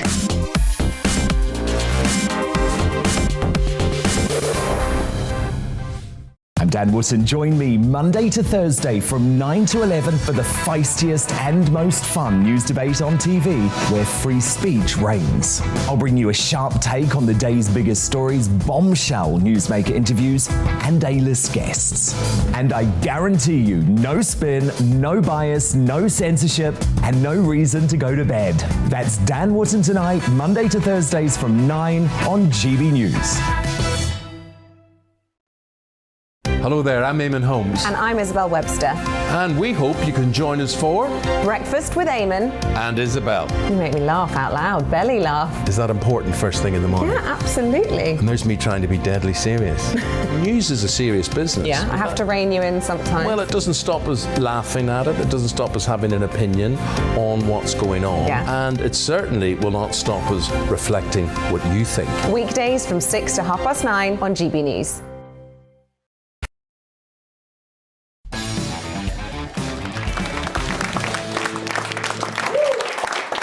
To Free Speech Nation. Now, known for his naval expeditions and redrawing the map of the planet, Captain James Cook has long been regarded as a national hero. In the 18th century, the sea captain embarked on journeys around the Pacific Ocean, which led him to parts of the world never seen by Europeans before. But now, more than 200 years since his travels, people are calling for Captain Cook to be cancelled, as some view him as a symbol of colonial oppression. Statues of the sea captain in New Zealand, Australia and Hawaii have been defaced with graffiti. But others argue that if you cancel Cook, you might as well cancel maps, science or humanity itself. So joining me to discuss this issue in the studio are actor and screenwriter Femi Nylander and broadcaster and commentator Emma Webb. Thank you both for joining me. Femi, can I come to you first about this? Now, you were involved in the Roads Must Fall campaign, for instance, so you have a background in this sort of reassessment of street names, monuments, that kind of thing.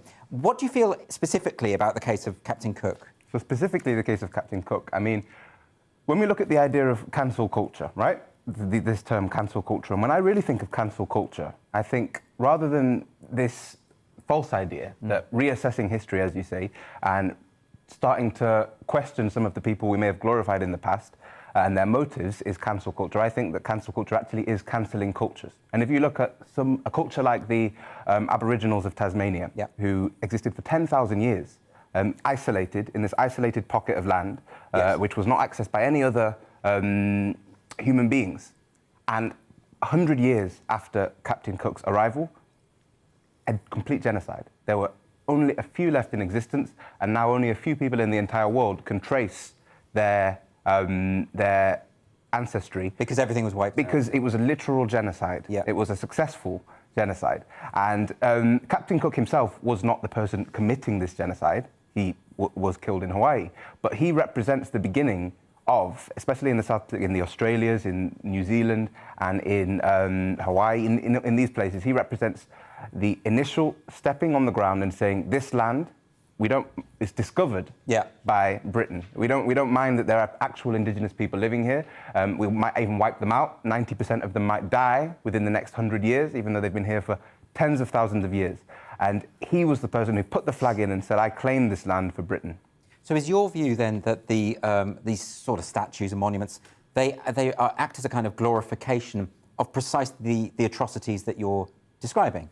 Often, yeah. I'd say that the case with Cook is interesting because, as I say, Cook himself, I mean, he did, it's written in his own journals that before he even got off the boat, and the Daily Mail, this is the Daily Mail is the source for this. Really? Before he even, before he even got off the boat, he had shot an Aboriginal. And the Daily, I got this from the Daily Mail, as I say. So he sure they was would involved. endorse it now. No. It was a while ago. Of course. Yeah. But he's not a individual like a Rhodes or a Colston who literally was himself committing this in the same way.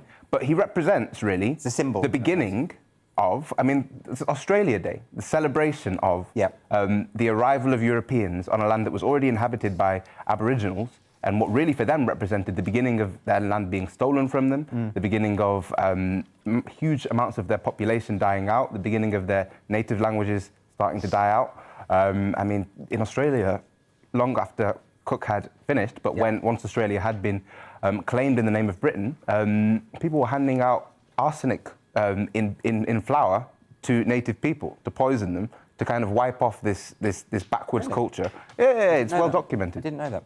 So can I bring you in then, Emma, on that point? So I think Femi makes a very compelling case about the symbolism, right? The symbolism of as Femi says himself, it's not necessarily what Captain Cook did himself, but what he represents. You know, this kind of genocide, colonialism. Do you have any sympathy at all with that view? Well, I think the way that he's being interpreted is a misrepresentation of Cook's biography.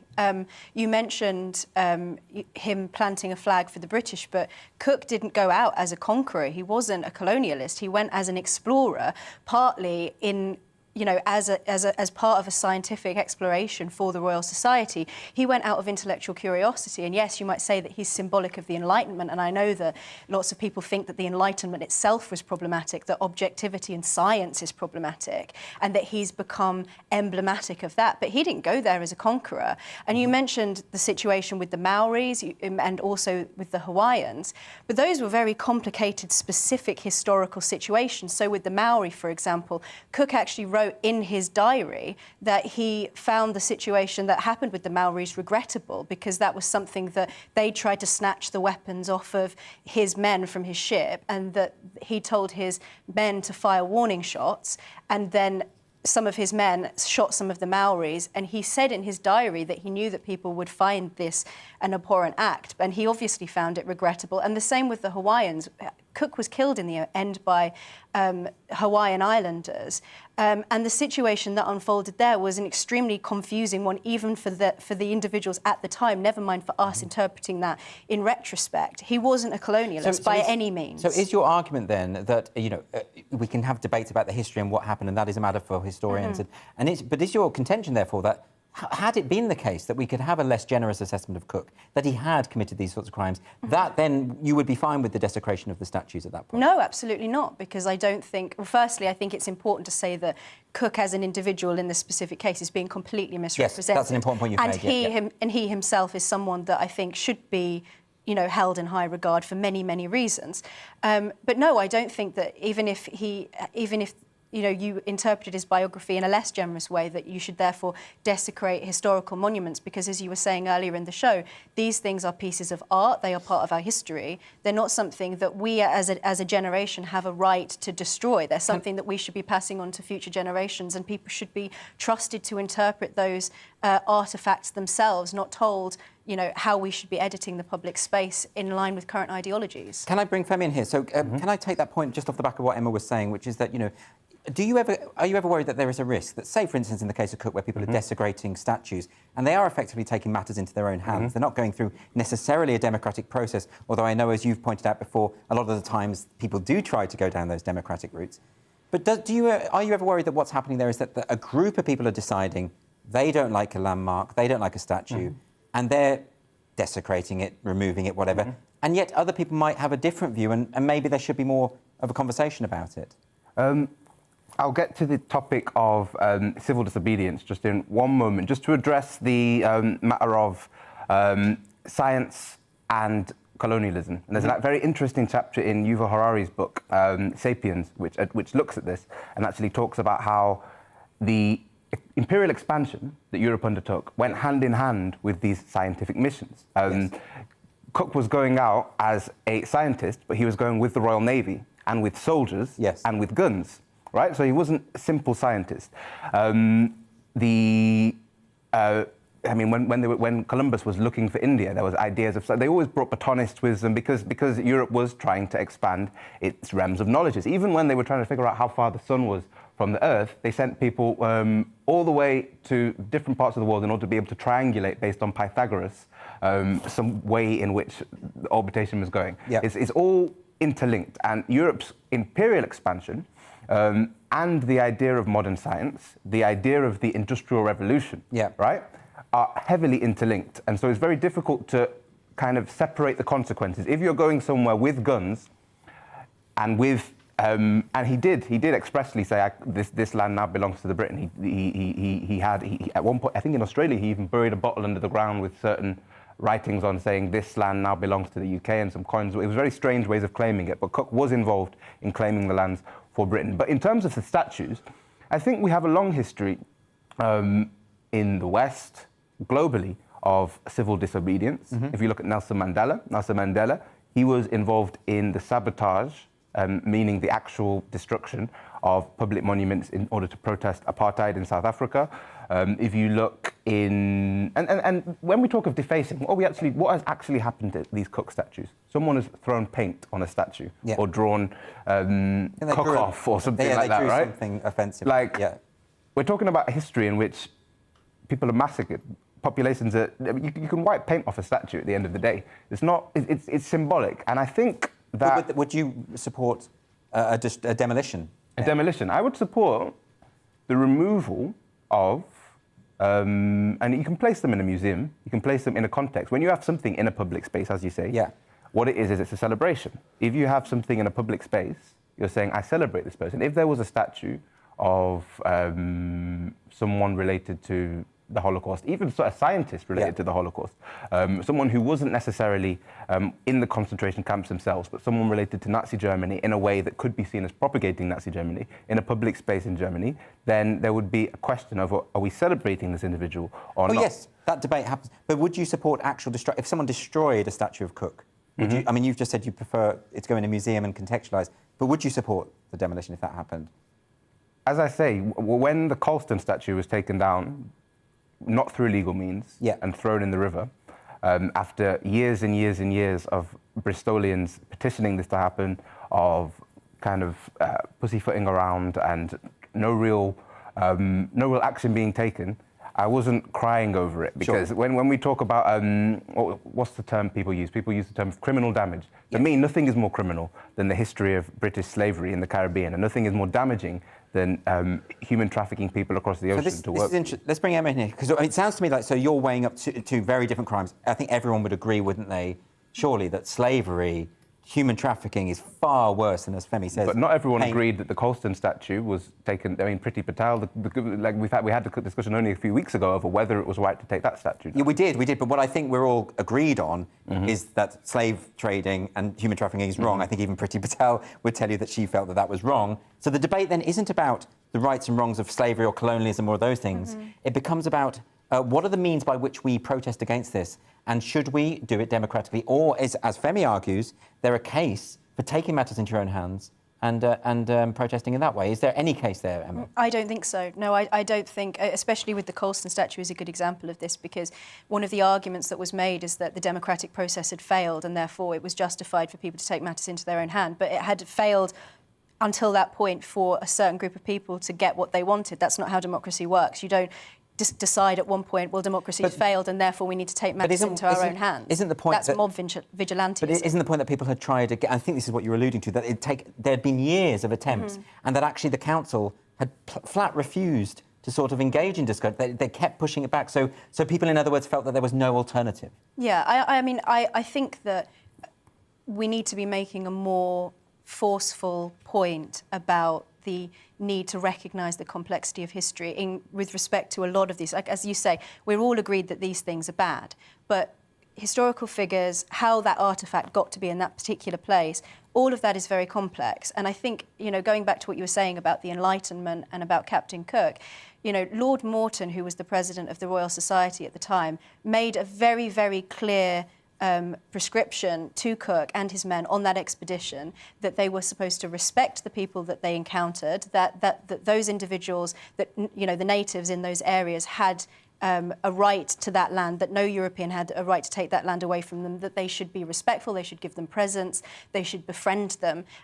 He made an explicit point about everybody being equal under God. So the Enlightenment brought us many of these universal ideas that led to things like human rights. Yes. So all of these things are very complex, and I think it's become the norm for us to be extremely reductionist in the way that we represent historical figures, and I think that is part of the problem. So, Femi, do you accept Emma's point that sometimes we are at risk of reducing these to very simplistic binaries of good versus evil? I mean, a very obvious example is the statue of Gandhi in Manchester, which activists have called to be removed because he said some very racist things about African people. He also drove the British out of the Raj and actually did a lot of human rights work for African people. In other words, it's far more complex than someone says something racist, therefore they're evil, therefore the statue should be removed. It is far more complex than that, of course.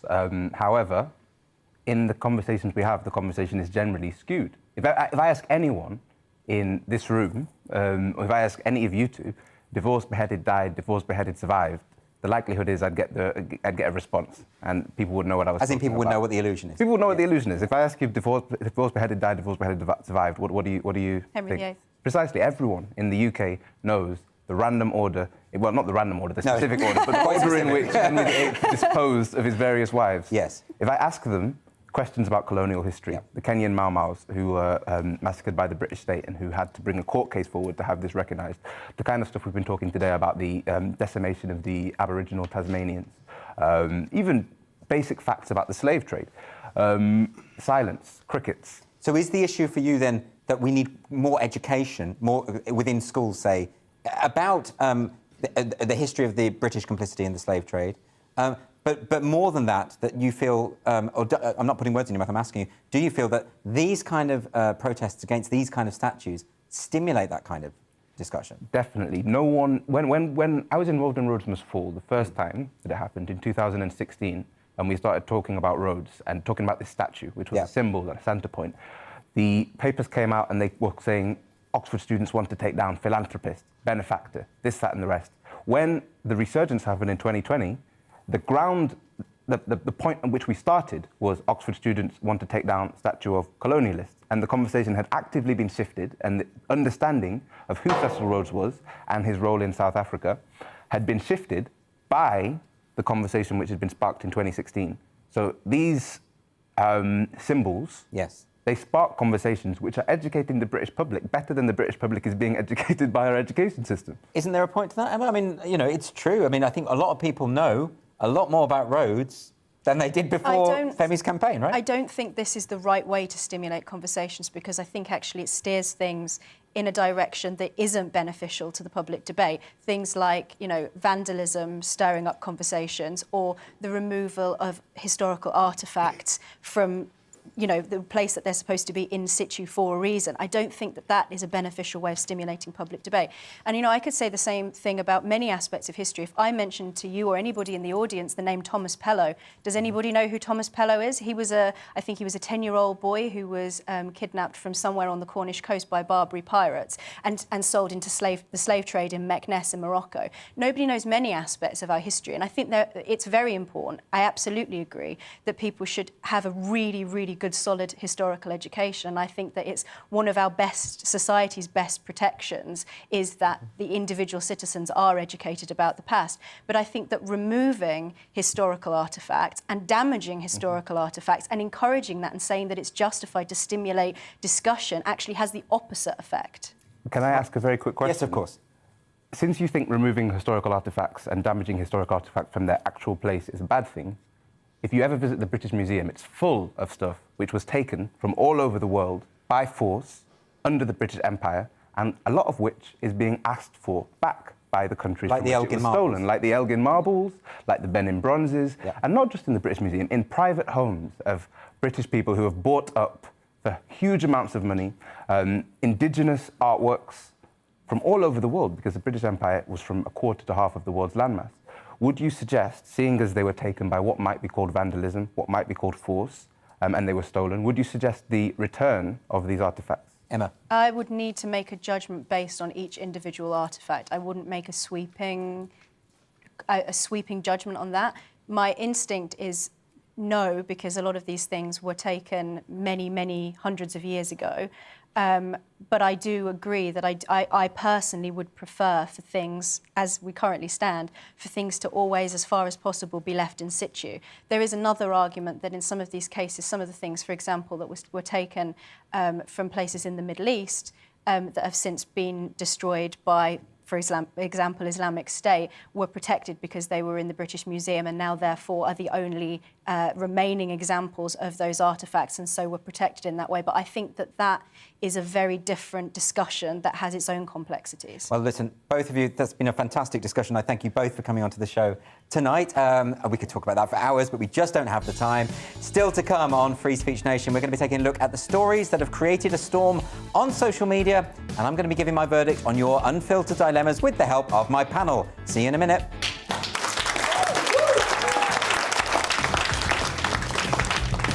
On Mark Dolan tonight, my Mark Meets guest is a man who's never out of the headlines, actor and politician Lawrence Fox. In The Big Question, just what is Vladimir Putin up to, and how close are we to war with Russia? Plus my all-star panel, and in my big opinion, it's time for Britain to go on a diet. Plus an entertaining romp through tomorrow's papers with two top comedians in Headliners. I'll see you at 9.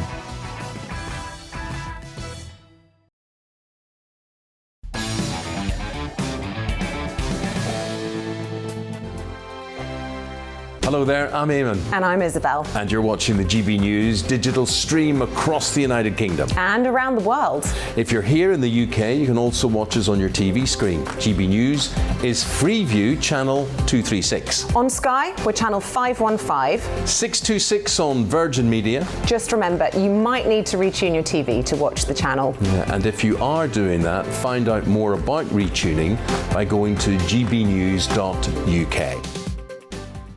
Join my show Farage, 7 p.m. till 8 p.m. Monday through Thursday, and there you will get opinion, analysis, debate, and I'll cover stories that nobody else dares to touch. And then for the last 15 minutes, talking pints. We're over a drink. We have a civilized conversation with someone. We very often disagree, but we do it in a grown-up way. Come and join me on Farage.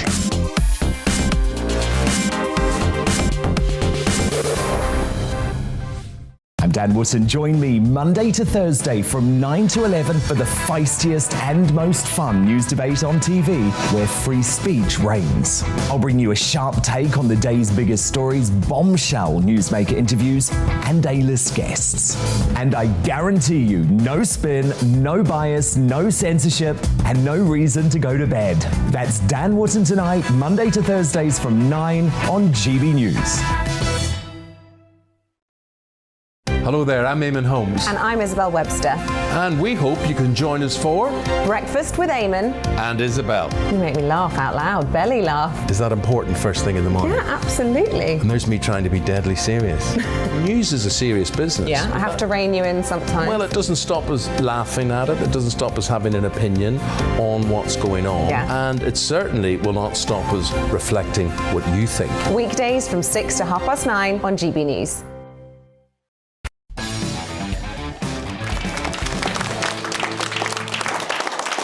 Welcome back to Free Speech Nation.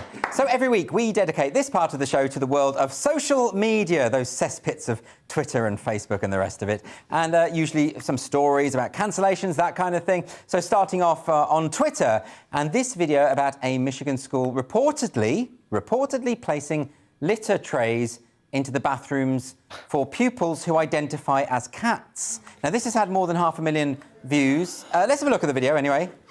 Yesterday, I heard that at least one of our schools in our town has in one of the unisex bathrooms, a litter box for the kids that identify as cats. And I am really disturbed by that. And I will do some more investigation on that. I know what's going on nationwide. I know it is. It's part of the agenda that's being pushed. I don't even want to understand it. But I think that people need to be aware of it, because I am really upset as a parent that my child is put in an environment like that. Now, I should say, so the superintendent at the school has now clarified that there have never been litter boxes in the school, and he's called it a false accusation. Right now, there's all sorts of debates going on online now, like, are the school just backtracking because, you know, that's what they would do? Alternatively, you know, I mean, for me, what's interesting about this is that it was believable. Clearly, she believed it when she was told it. Clearly, we've reached a point in society where that kind of ludicrous story can get out there, and people will actually say, yeah, that sounds about right. I can see that happening.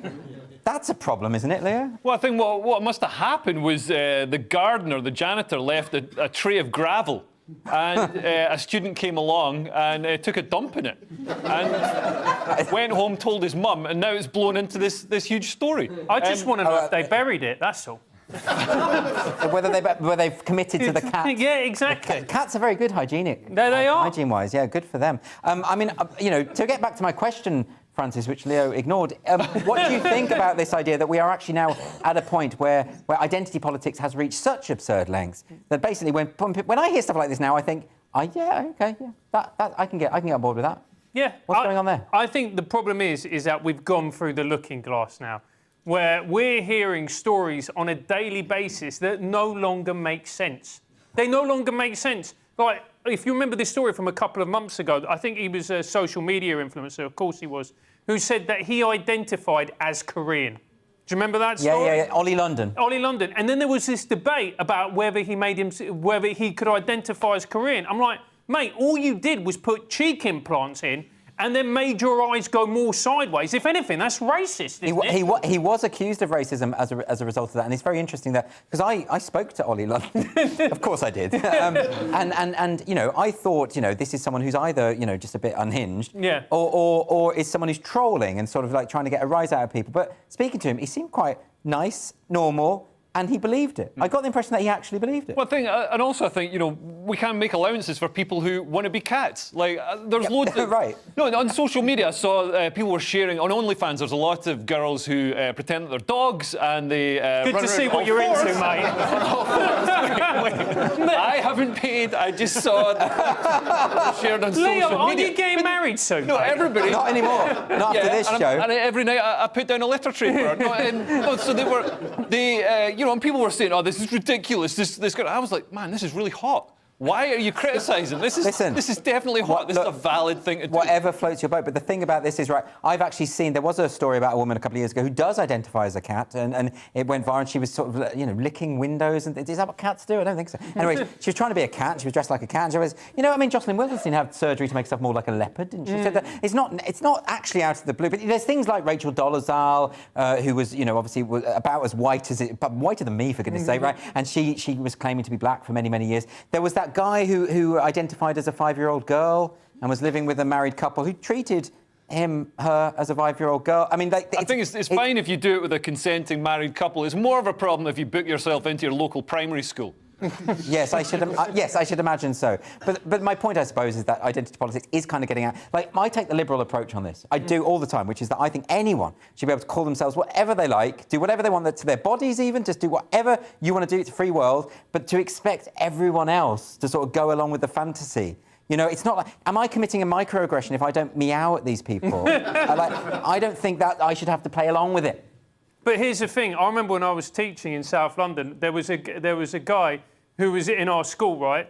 And he said he was 15 and he had 2 kids and drove a cab. Well, like, am I like age phobic by not allowing him to? No, in fairness, there's 15-year-olds in Glasgow who do that. And to be fair, he was my best student, so. Anyway, let's move on. So when it comes to going viral on social media, no age is too young, as 5-year-old Layla discovered this week. So this is a little girl who was caught on camera explaining to her grandparents how naughty Prime Minister Boris is for breaking COVID rules, with many saying she should run for the role instead. Let's have a look. Boris Johnson, the Prime Minister, he told everybody to stay at home, yeah? But in lockdown, the Prime Minister, Boris Johnson, he just went down to a party in lockdown. in lockdown. Did he? He's really not. Oh. He's really naughty now. So we had to go to the naughty centre and tell everybody that he's sorry for going to a party in lockdown. I mean, it's cute now, but she's going to be a nightmare when she's old. And she's so outraged and angry at Boris Johnson, but she's got a point. Yeah, no, she absolutely does have a point. You know what I mean? And I think it just shows the people making the rules. Everybody that made the rules was breaking them. Not just Boris and the government with their parties. Also Neil Ferguson, who said, you know, this pandemic's going to be terrible. He was having an affair, which wasn't allowed. Matt Hancock was having an affair. Dominic Cummings drove to Durham. So all the people who made the rules didn't follow the rules, which suggests to me maybe the rules weren't that necessary. I don't know. Well, there's that, but also the fact that a child can comprehend this. It's a very easy thing to comprehend, isn't it? You know, when Boris Johnson was saying the other week, well, I didn't realise that going to this party and having wine with some mates, that was breaking the rules. You set the rules, right? So the fact that a child can sort of comprehend that, even if she's picked it up from someone else, right? Yeah. The fact that it is comprehensible to a child suggests that this is pretty straightforward stuff, actually. Of course it's straightforward, but the thing that always boggles my mind is people get upset about this and going, he cheated. Boris has never been faithful in his life to anybody. What makes you think he was going to be faithful to you, the voter? I would have actually had more respect for Boris if he came out and went, you know what, I got absolutely off my nut. It was a stressful time. What are you going to do? Yeah, and it's interesting because whenever we talk about this issue, we always get lots of flack saying, why are you having a go at Boris Johnson? I should say, for balance, Keir Starmer was also pictured with a beer in hand, wasn't he, at some sort of gathering? He had one beer, which is all the Labour Party could afford at that time. Anyway, let's move on. So we've got Chelsea star Erin Cuthbert has called out an article in The Sun, which links players' names to sex noises. So this article, dubbed an exclusive by reporter Stephen Moyes, likened the commentary of Chelsea's players Eric Cuthbert and Peniel Harder to noises made during posh sexual activity. So the article picked up on the phrase harder, harder, Cuthbert, harder. I think that was the order in which the goals were scored. Is that what it was? You're a football fan. I know nothing about football. Is that what it was? I don't watch women's football, mate. Francis? Oh, well, that's where I lost you after all yeah, the other unbelievable. You don't watch women's football, but you're familiar with the concept. Yes, I am familiar with the concept. OK. They can play it and everything. Yeah. And, well, it depends who you ask, Andrew. Oh, right. Well, we'll come to Leo in a minute, but do you think... I mean, it was just a joke, wasn't it? What I don't understand about this one, it was, you know, obviously that was the order of the goals, and so they put... it does sound like posh intercourse, and that's a joke. And it became an article, but people...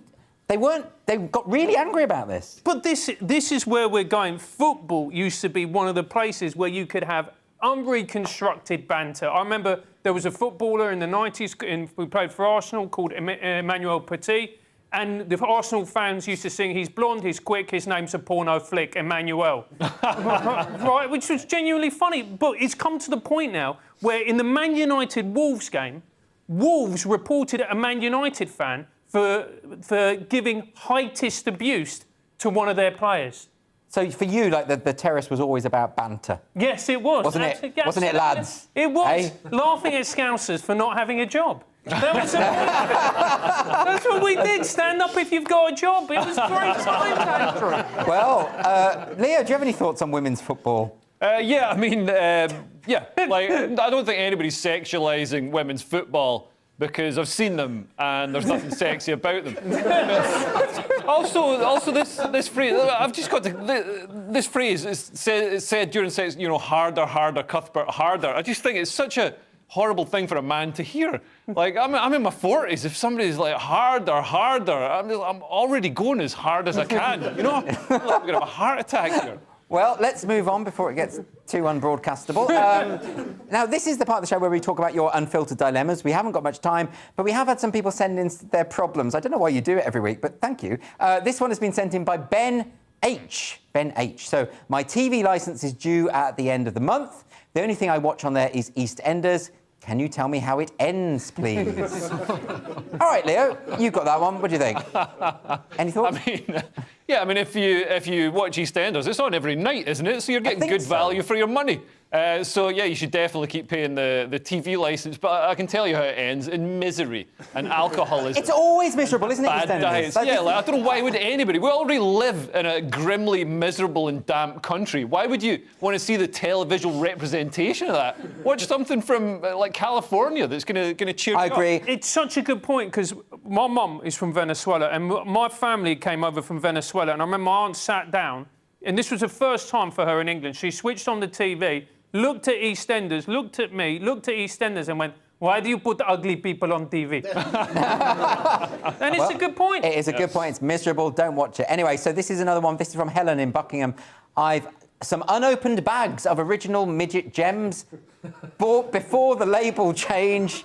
I want to put them out for a house party next weekend, but one of my guests is quite short. Should I reconsider? Leo? I've got a solution for this. Just put them on a shelf. Then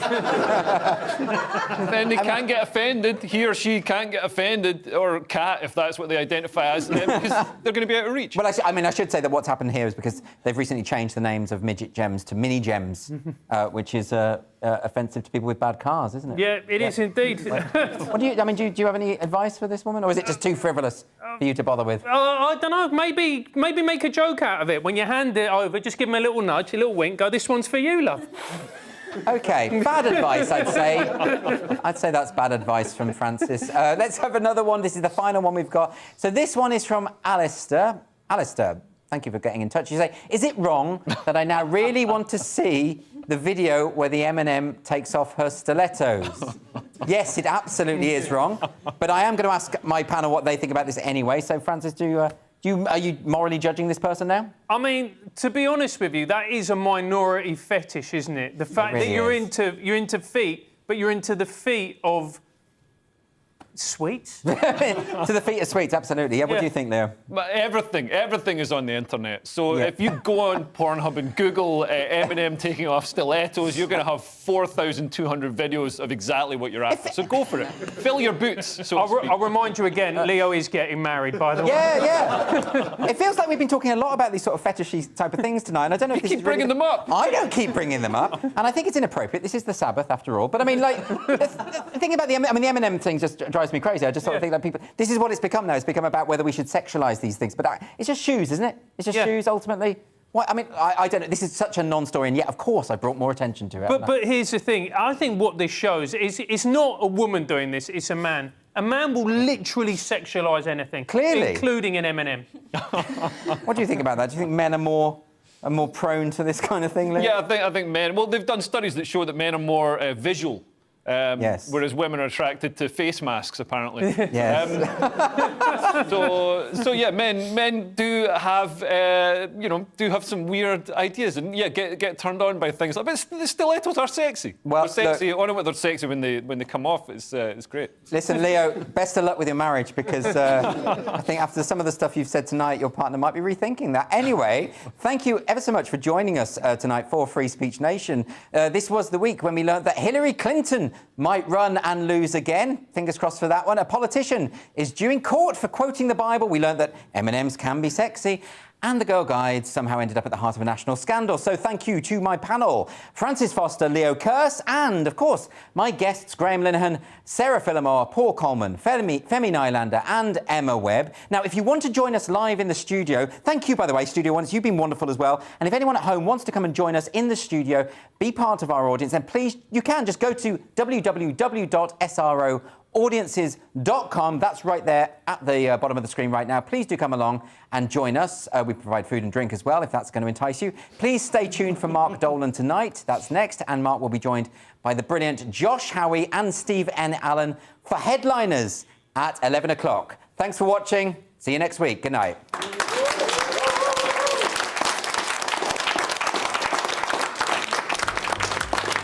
Looking ahead to tomorrow's weather, and the UK is looking to get off to a largely dry but predominantly cloudy start with some rain affecting northern Scotland. Let's look at the detail then. The southwest of England will be shrouded in a blanket of low cloud, which will leave at least some temperatures dipping too low, so frost will be localised. A similar story as we move across to the southeast as well, where low cloud will give some mist over hilltops. One or two cloud breaks are possible across Wales, but on the whole here too, it will be quite a gloomy start to the day. Across the northwest of England, some mist or fog is possible on high ground, and the cloud here also being thick enough to give the odd spot of drizzle in places. The northeast of England standing a better chance of catching one or two clear intervals, but where the cloud is broken, we're likely to see a slight frost begin the day. Rain affecting the north and the west of Scotland, but by contrast, a dry start on the cards across southern and eastern areas, again with a touch of frost likely.